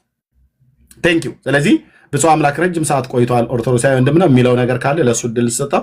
ከዛ እህትየው እና ቢኒያ ሀሳብ ሰጣችሁ እንጨርሳለን ማለት ነው። ይሄ ነው ያለው ነገር። ቴንኪው። ብፁዕ አምላክ አለ ወንድሜ ተኝቶ እንዳይሆን አለ ብፁዕ አምላክ ይተኛል፣ እንቅልፍ ይጥለዋል፣ እርግጠኛ ነኝ። ብፁዕ አለህ? እሺ የለም ብፁዕ አምላክ። እህትየው አንቺ የምትሰጪው ሀሳብ ካለ ስጪ። እንደውም ቴዲዬ ስለመጣ በቴዲ ሀሳብ እንጨርሳለን። ኖ ቴዲ ያጠቃለው ነው ይጨርሰዋል። አንቺ ቅደሚ። ብፁዕ አምላክን አውርጆ በቃ የለም ተኝቶ ሊሆን ይችላል። አንቺ ቅደሚ፣ ከዛ ቢኒያ፣ ከዛ አሞጽ አጠራጠር አድርጋችሁት በቃ ከዚህ ውጭ ገዝታ አትላኩልኝ። ድክም ብሎኛል ወንድሞች፣ ራቴን አልበላሁም፣ ምሳ እንኳን በአግባቡ አልበላሁም። እሺ በቃ አትላኩልኝ ወገኖች። እዚህ ያሉቱ ብፁዕ አምላክን አውርጀው። እዚህ ያሉቱ እህትየው አስተያየት የምትሰጠው ሀሳብ ካለ ትሰጥና ወንድምነት ቢኒያ፣ ከዛ አሞጽ ይሰጥና ቴዲዬ ቆንጆ ቴዲ የሚናገረውን እህቶችም ወንድሞች የሚናገሩትን ስሙ። እንደዛ አድርገን እንጠቀለዋለን። ቀጥይ እህትየው፣ ተባረኪ። አሜን። እሺ ቴንኪዩ ኤርሚ፣ ቴንኪዩ ሶ ማች። ሁላችሁንም ሰላም ብያለው። ቢና፣ ቴዳዬ፣ አሞጽ ከታች ያላችሁ ሁላችሁ ከጥሩ ነገር ስነሳ እንዲህ ተረጋግቶ መወያየቱ ደስ ይላል። በመሀል አንዳንድ ነገሮችን ቢኖሩ ማለት ነው ይህ በጣም ትልቅ የሆነ ለውጥ ነው ብዬ አስባለሁና ተሰማምቶ ተከባብሮ በእርጋታ መወያየቱ ለመሸናነፍም ባይሆን በቃ ደስ የሚል ኤክስፒሪየንስ ነው ብዬ አስባለሁ። ወደፊትም መቀጠል ያለበት ኤርሚዬ ግን ያቺ ድምሯን ብታሳየኝ ትክክል የሚሆንበት አርጊውመንት እሱን እዛ ጋር መናገር ፈልጋለሁ። ከ1921 ጀምሮ ያለው ቁጥሩን ስላላያስኩት በቃሌ ማለት ነው። እሺ አሁን ቢኒያም በትክክል ስንዱዋን ዲፌንድ አድርጎ ወጣ ልንል የምንችለው እንዴት ነው? በ1921 73 የነበረው መጽሐፍ የሆነ ያህል መጽሐፍ ፓኬጅ ይዟል ወይም ድርብ ይዟል ብሎ በትኖ 81 ሲያመጣው ቤተክርስቲያኗን ዲፌንድ አደረጋት እንላለን። በ1947 ዓመተ ምህረትም 79 መጽሐፍት ላይ የሆኑ ያህል መጽሐፍቶች ፓኬጅ ናቸው ሁለቱ እንደ አንድ ተቆጥረው ነው ብሎ ቢበትናቸውና 81 ቢያመጣልን የዛን ሰዓት በትክክል ዲፌንድ አደረገ እንላለን። የ1980 84 ሲል ከላይ የነበሩት ከሁለቱ እትሞች ላይ የተበተኑ መጽሐፍቶች አሉ። ስለዚህ እነዚህ ደግሞ እንደ አንድ ነው የሚቆጠሩት ብሎ ቀንሶ ወደ 81 ቢያመጣቸው ያ ነው ትክክለኛ ዲፌንድ አድርጎ ወረደ የሚያስብለው። አሁን ግን የቱ ከየቱ ጋር እንደተደረበና የቱ እንደ አንድ እንደሚቆጠር መናገር እስካልቻለ ድረስ መጨረሻ ላይ የ2000 እትሙ 81 ስለመጣ ትክክል ነው ማለት አይቻልም። ምንድነው በእምነት መግለጫው ሳይሆን በውጭ ግንኙነት ላይ እንደገና ደግሞ በመጽሐፈ ነገስት ላይ በ2000 ዓመተ ምህረት በመግቢያው ላይ የተቀመጠው የተለያየ ቁጥር ነው። ስለዚህ ፓኬጆቹን እንኳን ለይቶ አውቆ እነዚህ ሲበተኑ 81 ይመጣል ብሎ መውጣት ነበረበት ማለት ነው። ሲምፕል ማትስ እንኳን ስናስብ ማለት ነው። ስለዚህ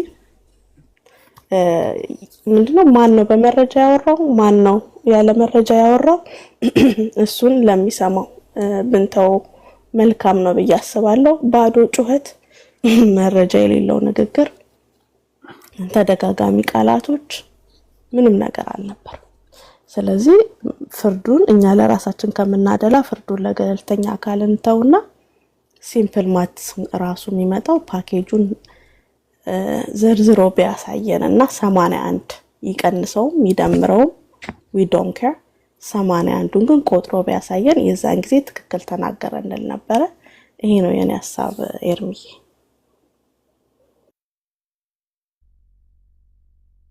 ተባረኪ እህትየው፣ ጸጋ ይብዛልሽ። ቢኒያ ሰምተዋል ወይ? ኤርሚ ከሞላ ጎደል ሰምቼዋለሁ። ሙሉን ነበርኩኝ ግን ያው ገባ ወጣ እያልኩ ነው። ትንሽ የተለየብኝ ዛሬ አፕሮቹ ነው። አፕሮቹ ወዝግድ እንዳለችው እህታችን አንተም ስታመሰግነው አይቻለሁ። አፕሮቹ የዛሬው ይሻላል፣ አሪፍ ነውና በዚሁ አጋጣሚ በዚሁ ቢቀጥልና ለሚቀጥሉት እንትኑ አንዳንዴ ሲመጣበት አለው። ቢሆንም ግን ትንሽ ተቆጣጥሮት ወይም ተቆጣጥረው አሪፍ ውይይት ጊዜ ነበረ። እድል ቢሰጠን ጥሩ ነበረ። እንደ ጥያቄ የምናነሳው ወይም ሐሳብ ኖሮን ያ ሐሳብን እንዲያብራራልን ለምን ሲወያይ አብረነው ስለነበርን ከዚህ በቀደም እንደሚደረገው ላሉ ሰዎች ከኦርቶዶክስም ከወንጌል አማኝም እድል ተሰጥቷቸው ጥያቄዎቻቸውን ቢያነሱ እና ቢብራራላቸው ጥሩ ነበር። ለዛ ስል ነበረ ስልክ ይዤ ወረድኩና ድጋሚ ተመልሼ የገባሁት መጨረሻ ላይ ጥያቄዎችን ወይም ሐሳቤን ለማንሳት ብዬ ነበርና ኦኬ ሌላ ጊዜ ምናልባት እንደዛ ተስማምቶ ይገባና በዚህ መልክ እንዲቀጥል ወይም እንዲያስቀጥለው ውይይቱን እናረጋለን። ይሄን ያህል ካልኩኝ ላነሳ የነበረው ጥያቄ ምናልባት ይደርሰዋል ወይም ሌሎቻቸውም እንደዛው ስለ 66ቱ መጽሐፍ ቅዱስ እያነሳ ከ66ቱ በኋላ ጭማሪ ብሎ የሚያነሳቸው 15ቱን ዘርዝሮ ያነሳና 15ቱ ጭማሪ መጽሐፍ ናቸው። በተለያዩ ዓመተ ምህረት ወይም በተለያዩ ክፍላት ጊዜዎች የተጨመሩ ናቸው ማለት ነው። እና የኔ ጥያቄ የነበረው ግልጽ እንደሆነ 15 ከተጨመረ በቢኒያም ቤተ እምነት ወይም ደግሞ አሁን በሚከተለው ቤተ እምነት ውስጥ ከዚህ በኋላ የማይጨመር መሆኑን እንደው 15 ተጨመረ ሲባል አንድ ነገር የመጀመሪያው ጉድለት ካለበት ወይም ደግሞ የመጀመሪያው 66ቱ በቂ ያልሆነ ያነሰ ወይም በበቂ መንገድ ያልታየ መሆኑን ያሳያል። ሲጨመሩ እነዚህ የተጨመሩት በምን አግባብ በምን ምክንያት በነማን ስልጣን እንደተጨመሩ ከዚህስ በኋላ የማይጨመር ለመሆኑ ምን ማስረጃ ምን ማስተማመኛ አለ የሚል ጥያቄ ለማንሳት ነበረ። ያው እንግዲህ ከማንም ጥያቄ አልሰማም ሀሳብ አልሰማም ብሎ ወርዷል ወንድም ቢኒ። ሌላ ጊዜ ግን ይህንን ባያደርግና ጥያቄያችንን ወይ ሀሳባችንን አድምጦ ቢጠቀልል ብዬ እላለሁ። ይሄን ነው ኤርሚዬ ላነሳ የምችለው። በተረፈ ከሞላ ጎደል በጣም አሪፍ ውይይት ነበር። ተባረክ ኤርሚ፣ ብዙ ነገር አስጨብጠህናልና ተባረክልን። ቴንኪ ወንድሜ ቢኒያ፣ ጸጋ ይብዛልህ። ተባረክ። እሺ አሞጽዬ ፈጠን አድርጉትና ልክም ይገኛል። ከዛ ሄድ እየተናገረ ጨርሳለን። ያ ተባረኩ። በድጋሜ ሰላም ብያለሁ ሁላችሁንም። እንዲሁም ከዚህ ቅድም ካነበብኩት ክፍል እኮ ናዝራዊ ሚል እኮ አለው ወይም ደግሞ በዕብራይስጡ በናትሴር ሚል አለው እና እንዲሁም ዘብ የሆነ ጊዜ ከብሉይ ኪዳን እንደዚህ አይነት አታገኙም እያለ ነበርና እዚያው ኢሳይያስ ምዕራፍ 11 ቁጥር 1 ላይ ናዝራዊ ሚላል እና እሱ ብቻ አይደለም እና ዕብራይስጥ ቃላት ደግሞ ሁለት አሉ። ለምሳሌ በትር በሚለው ሸቬትም ማለት ይቻላል። ሌላኛው ደግሞ ሁታር፣ ሌላኛው ሶስተኛው ደግሞ ማኬ ማለትም ይቻላል እና ሶስት አይነት ትርጉም ስላለው ስናይ ከምስሮው እና ከአዲስ ትርጓሜ ከሞደርኒው በደንብ ማየት ይጠበቃል እና በሴት አንቀጽ አይደለም። ሁታር ሴት አንቀጽ አይደለም። በደንብ ማየት ካነበብኩትም በደንብ ማየት ይቻላል። ስለዚህ ለምናወራውም ነገር ጥንቃቄ ያስፈልጋል። ተባረኩልኝ። ኤርምዬ በባለፈው የላኩልን ቪዲዮ በደንብ ይየውና ዕብራይስጥ እያንዳንዱ ሲጻፍ ኒኩድ ይባላል በነጥብጣቦች ነውና ዝም ብሎ አይፈታም። የሴት አንቀጽና የወንድ አንቀጽ ይለያያል፣ ልዩነት አላቸውና በዚህ ልክ እንደ አማርኛው የዕብራይስጡም እንደዚያ ልዩነት አለውና በትር የወንድ አንቀጽ ነውና ይሄን ለማለት ነው። ተባረኩልኝ። ቴንክ ዩ ቢኒያም። ማን አሞጽዬ ጸጋ ይብዛልህ። ተባረክ። ቴዲዬ በቴዲ ሀሳብ ነው የምንሰማው። ማን የምንዘጋው? ስሙት ቴዲን ፕሊስ። እሺ የጌታ ጸጋና ሰላም ይብዛላችሁ። ድምጼ ዝቅ ያለው አለቃ ያልተነሱ ማለት ለካ እሺ ልጅ ተኝቷልና መግባት ፈልጌ ያልገባሁት የነበረው ለዛ ነበር። መጀመሪያ ከውሸቱ ተነስቼ ከዛ በኋላ የተነጋገሩበት ነገር ላይ አንድ ነጥብ ብቻ አስቀምጣለሁ። የዋሻቸውን ሶስት ውሸቶች ላሳይ። መጀመሪያ አዲሱ መደበኛ ትርጉም በተመለከተ ሙሉ ህይወትን ሁለቱን ለማምታታት ሞክሯል። በእርግጥ እዛ ቤት ውሸት ስለሚፈቀድ ችግር የለውም። አዲሱ መደበኛ ትርጉም ራሱን የቻለ ሌላ መጽሐፍ ሲሆን ሙሉ ህይወት ደግሞ ሌላ መጽሐፍ ነው። ኢቭን የታተሙበት ዘመንና የታተሙበት መንገድ እንኳን የተለያየ መሆኑ ይሄን ያሳያል። አዲሱ መደበኛ ትርጉም ምንድነው? አዲሱ መደበኛ ትርጉምን አይደለም አሴምብል ያሳተመው፣ ሙሉ ህይወትን ነው አሴምብል ያሳተመው። አዲሱ መደበኛ ትርጉም መጀመሪያን የታተመው እሱ አዲሱ መደበኛ ትርጉምን አሴምብል መጀመሪያ አሳትሞ ከዛ በኋላ ሙሉ ህይወት እንደተባለ አድርጎ የዋሸው ውሸት ነው። ውሸት ደግሞ ትልቅ ሰው አያምርም እና አትዋሽ። ሌላው የኢትዮጵያ መጽሐፍ ቅዱስ ማህበር ይቅርታ ጠይቋል አለ በመካከል በማስቀመጥ ወይም ደግሞ ዲዮትሮካኖኒካል በማለት በመባሉ ማለት ነው። ይሄም ደግሞ በጣም ትልቅ ውሸት ነውና ውሸት ብቻ አይደለም ነውርም ነው። የአንድ የሆነን ቤተክርስቲያን ወክዬን የመጣሁትኝ የሃይማኖት ነገር ገብቶኛል፣ እኔ መንፈሳዊ ነኝ፣ እናንተም ተሳስታችኋል፣ ወደ ትክክል አመጣችሁ ነው ከሚል ሰው እንዲህ ያለ ነውር የያዘ ውሸት መስማት በጣም ያሳፍራል። ግን ቅድም እንዳልኩት ውሸት ይፈቀዳልና እንታገሳለን። ሌላ የዋሸው ውሸት ኢንተርናሽናል ባይብል ሶሳይቲን አፍርሰው ወደ ባይብሊካ አምጥተውታል የሚል ነው። እስኪ አሁንም በዘመን ላሳያችሁ። ባይብሊካ አዲሱ መደበኛ ትርጉምን ያሳተመው መቼ ነው? 1993 እሺ። ኢንተርናሽናል ባይብል ሶሳይቲ የኦርቶዶክስ ቤተክርስቲያንን ያሳተመው መቼ ነው? በ2000 የፈረሰ ማህበር ነው። እንዴት ታዲያ 80 አሐዱ ብለው የሚጠሩትን መጽሐፍ ያሳተመላቸው? የፈረሰ ማህበር፣ በባይብሊካ የተዋጠ ማህበር እና አትዋሽ። ውሸት አያምርም በሃይማኖተኛ ነኝ በሚል ሰው። በእርግጥ ሃይማኖተኛ እንዳልሆንክ ያው በተለያየ መንገድ ስላሳየህን ማለት ነው። ሌላ የዋሸው ውሸት የመጨረሻ የምናገረው ምንድነው? 85ኛው የሐዋርያት ቀኖና 8ቱን የሥርዓት መጽሐፍት እንዳይታተሙ እንዴት እንዳዘዙ ተመልከቱ። ቃል በቃል ነው የጻፍኩትኝ። የተናገረውን ተመልከቱ የሚል ነገር ሲናገር ሰምተነዋል። በዛ ዘመን ህትመት ነበር እንዲያለቃ? በዛ ዘመን ህትመት የለም። ቀኖናው በተሰራበት ዘመን ህትመት የለም። በነገራችን ላይ 85ኛው የሐዋርያት ቀኖና የሚባለው በሐዋርያት ስም ወደ ቤተክርስቲያን የገባ እንጂ ሐዋርያት የማያውቁት ሐሰተኛ ቀኖና መሆኑን ዶክተር ዲበኩሉ ዘውዴ በዚህ በ80 አሐዱ ላይ በሰሩት ጥናት ይፋ አድርገዋልና ሐሰተኛ ቀኖና ነው፣ በሐዋርያት ስም የገባ ቀኖና ነው።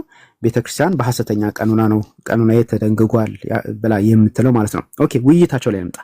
ውይይታቸው የተነጋገሩት ስለ ህትም ነው ወይም ስለ ህትመት ነው። ነገር ግን ተናጋሪው ሰው በተለያየ መንገድ ሐሳቡን ለመበተን ሲሞክር ነበረ።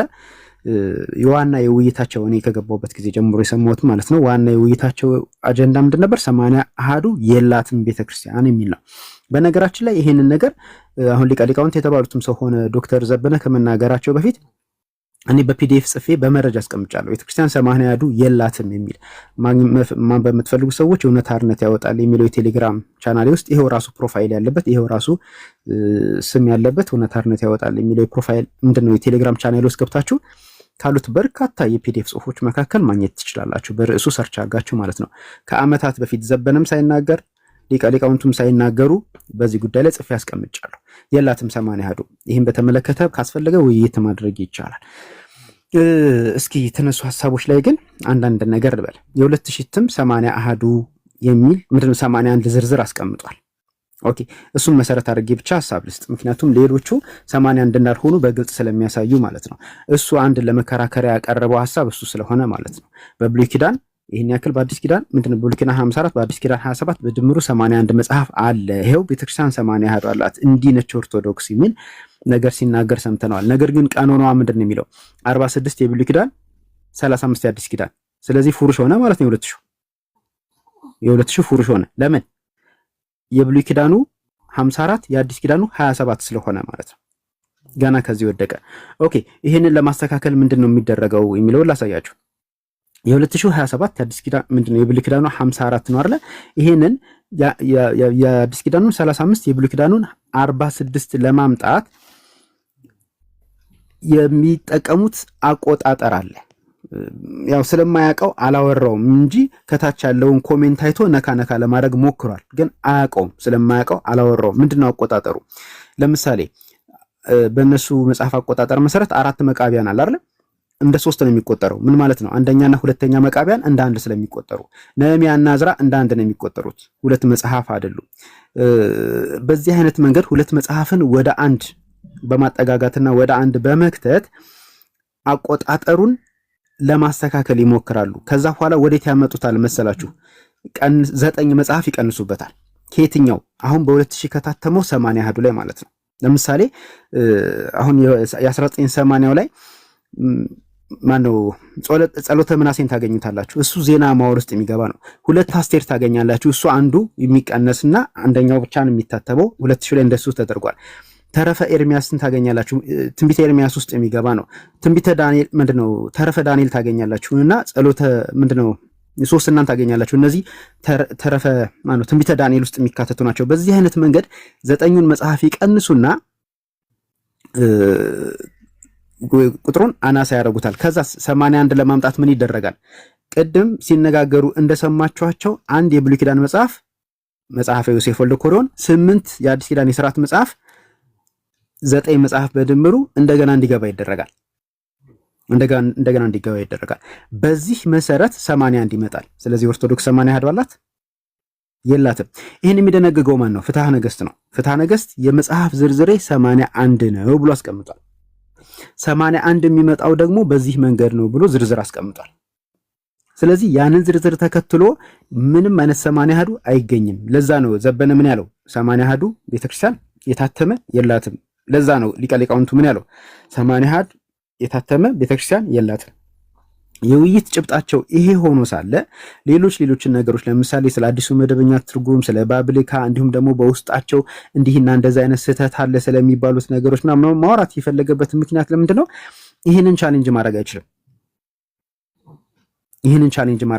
ቻሌንጅ ማድረግ ስለማይችል እንደውም ለኤርሚ በኮሜንት በተደጋጋሚ ርዕሱ ላይ ስቲክ አድርግ ስለው ነበር።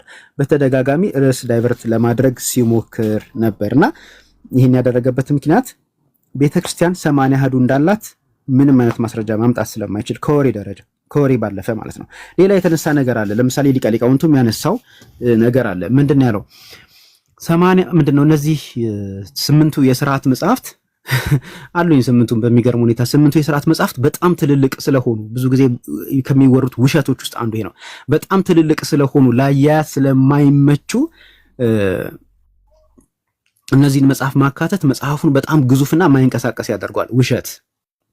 ውሸት እንዳልኩትኝ ውሸት እዛ ቤት ስለሚፈቀድ ለምሳሌ በመጽሐፍ ቅዱሳችን ውስጥ በጣም ትልልቅ የምንላቸው መጽሐፍቶች አሉን አይደል? ትንቢተ ኢሳይያስ ለምሳሌ ብቻውን እስኪ በእነሱ አሁን እነዚህ መጽሐፍ ባሳተሙበት ፎንት አድርገን እናሳትመው በጣም ግዙፍ እናደርገዋለን። ነገር ግን አንዱ የመጽሐፍ ቅዱስ አካል ሆኖ እየተጠቀምንበት ነው ያለነው እና ይሄኛው ውሸታቸው አያስኬድም። ከዛ ይልቅ ሌላ የሚያቀርቡት እንደው የመከላከያ ሐሳብ አለ። ምን የሚል የመከላከያ ሐሳብ? እነዚህ 8 መጽሐፍ እንደ ስማቸው የሥርዓት መጽሐፍ ናቸው። የሥርዓት መጽሐፍ ለምሳሌ ዲድስቅልያን ያነሳሉ። ዲድስቅልያ ላይ ጥምቀት እንዴት ባለ ሁኔታ ነው መጠመቅ ያለበት፣ ካህኑ ምን ማድረግ አለበት፣ ተጠማቂው ምን ማድረግ አለበት እና የመሳሰሉትን ነገሮች ይዟል። ስለዚህ ይሄ ለተራው ምዕመን አይሆንም። በዚህ ምክንያት ለአገልጋዮች ነው የሚሆነው። ስለዚህ ነው አብሮ የማይታተመው ይላሉ። ይህንንም ትንሽ ሊያስኬድ የሚችል ይመስላል። ግን ምን እንለዋለን? ይህንንም በዳቦ ስሙ ስንጠራው ውሸት። ለምን? ራሷ ቤተክርስቲያኒቱ ሌላ ሰው እንኳን አይደለም፣ ራሷ ቤተክርስቲያኒቱ ዲድስቅልያን አሳትማ እያሰራጨችው ነው። ለተራው ምዕመን የማይሆን ከሆነ ማሳተም ለምን ያስፈልጋል? ለአገልጋዮች ብቻ በሚሆን መንገድ ለምን አዘጋጅታ አትለቀውም? ስለዚህ ይሄም ውሸት ነው። ለምንድን ነው ታዲያ ይሄን 8ቱን የሥርዓት መጽሐፍት አብረው የማይታተሙበት ምክንያት? እኔ ቦልድሊ የማወራው ምንድነው ይሄ ከዓለም ቤተክርስቲያን የሚለያት ስለሆነ ነውርም ስለሆነ ራሷ አባቴ የምትለው አትናቴዎስ ምንድነው ቁጥር ውስጥ ያልከተታቸው በመሆኑ የአትናቴዎስን ቀኖና በአደባባይ የምትቃወምበት ስለሆነ አልቀበልህም አልሰማህም የምትልበት በተግባር አልሰማህም የምትልበት ስለሆነ በዛ ምክንያት ነው አብሮ የማይታተመው። ስለምታፍርባቸው ነው እያልኩ ያለሁት። ስለምታፍርባቸው ነው የማይታተሙት እንጂ መጽሐፍቶቹ አንዳንዶቹ በግለሰብ እንዳልኩት ደግሞ እነ ዲድስቅልያን በቤተ ክርስቲያኒቱ በራሷ ታትሞ ለንባብ በቅተዋል። ገበያ ላይ ያሉ ማንም ሰው ሊያገኛቸው ይችላል። ማንም ሰው ወደ ኦርቶዶክስ መጽሐፍ መሸጫ መደብር ሄዶ ማንም ሰው ገንዘብ አውጥቶ ገዝቷቸው ሊያነባቸው ይችላል። እና ይሄ ትልልቅ ስለሆኑ ላያያዝ ስለማይመቹ የሚለው ውሸት ነው። ደጋግሜ እንዳልኩትኝ አሁንም ለመጨረሻ ጊዜ እንደምለው ውሸት እዛ ቤት ስለሚፈቀድ ግን እንታገሳቸዋለን ለማለት ነው። ሌሎችም ነገሮች መውራት መፈልጋቸው ነበሩ፣ ግን ልጄ ዲስትራክት እያደረገኝ በትክክል ማስታወሻ ሳልይዝ አምልጠውኛል እና ይቅር በሉኝ። በዚህ ጉዳይ ላይ ግን መውራት የሚፈልግ ሰው ካለ አሁን ኤርሚ ደክሞታል። በሌላ ጊዜ በራችን ክፍት ነው። እንደውም ርዕስ አድርገን አንድ ቀን እንገባለን። ኤርሚሻ ደስ ይለኛል ቴዲ። በተለይ አንተ ደግሞ ሞር ከኔ ይልቅ ከማናችንም ይልቅ ጊዜ ወስደህ ስላነበብክ ስላጠና መጽሐፍም ጭምር ስለጻፍክ ባይዘዌ 80 አሐዱ በእግዚአብሔር ቃል ሲመዘን ብሎ የሚል የወንድማችን ቴዎድሮስ ደመላሽ መጽሐፍ አለና እኔም ጋር ለመጥቶልኛል። እንደውም እሱ መጽሐፍ ጊዜ አግኝቼ አላነበብኩትም እና ወንድማችን ቴዲ ነው የጻፈው። በሌላ ጊዜ እንግዶችም ከገቡ እንነጋገራለን። እንደዛሬው በጨዋነት የሚያወራ ከሆነ ማለት ነው። እንግዶችም ካልገቡ ግን እኔና ቴዲ ሌሎችም ወንድሞች ሆነ ተቀባብለን እንጽፋለን። እንዲህ አይነት በ1921 በ1947 በ1980 በ2000 ዓመተ ምህረት በ1921 ጭምር እንደዚህ አይነት የተለያዩ 4 እና 5 ቡራቡሬ የሆነ መጽሐፍ እርስ በርስ አንዱ ጋር ያለው ሌላው ጋር የለም፣ ሌላው ጋር የሌለው አንዱ ጋር አልተጨመረም እና እንዲህ አይነት ዝብርቅርቅ ያለ መጽሐፍት ይዘው ኦርቶዶክስ ተዋሕዶ ቤተክርስቲያን እጇ ላይ አሁን ኦፊሻሊ ነው የምነግራቸው፣ ኦፊሻሊ መጽሐፍ ቅዱስ የላትም። 80 ያሉ መጽሐፍ ቅዱስ የሚባል የላትም። ማን ያለው? ይኸው አንደኛ በመረጃ መጽሐፍ ታቀርበን፣ ሁለተኛ መምህራኖቿ ሁሉ ጭምር ማለት ነው እነዘበነ ሁሉ ጭምር 80 ያሉ መጽሐፍ የሚባል የታተመ የለም። ቁርጣችሁን ወቁ ብሏል። አዎ እንዴት ይችላል? አስቺ ቁርጣችሁን ወቁ ብሏል። የተጻፈ የለም ብሏል።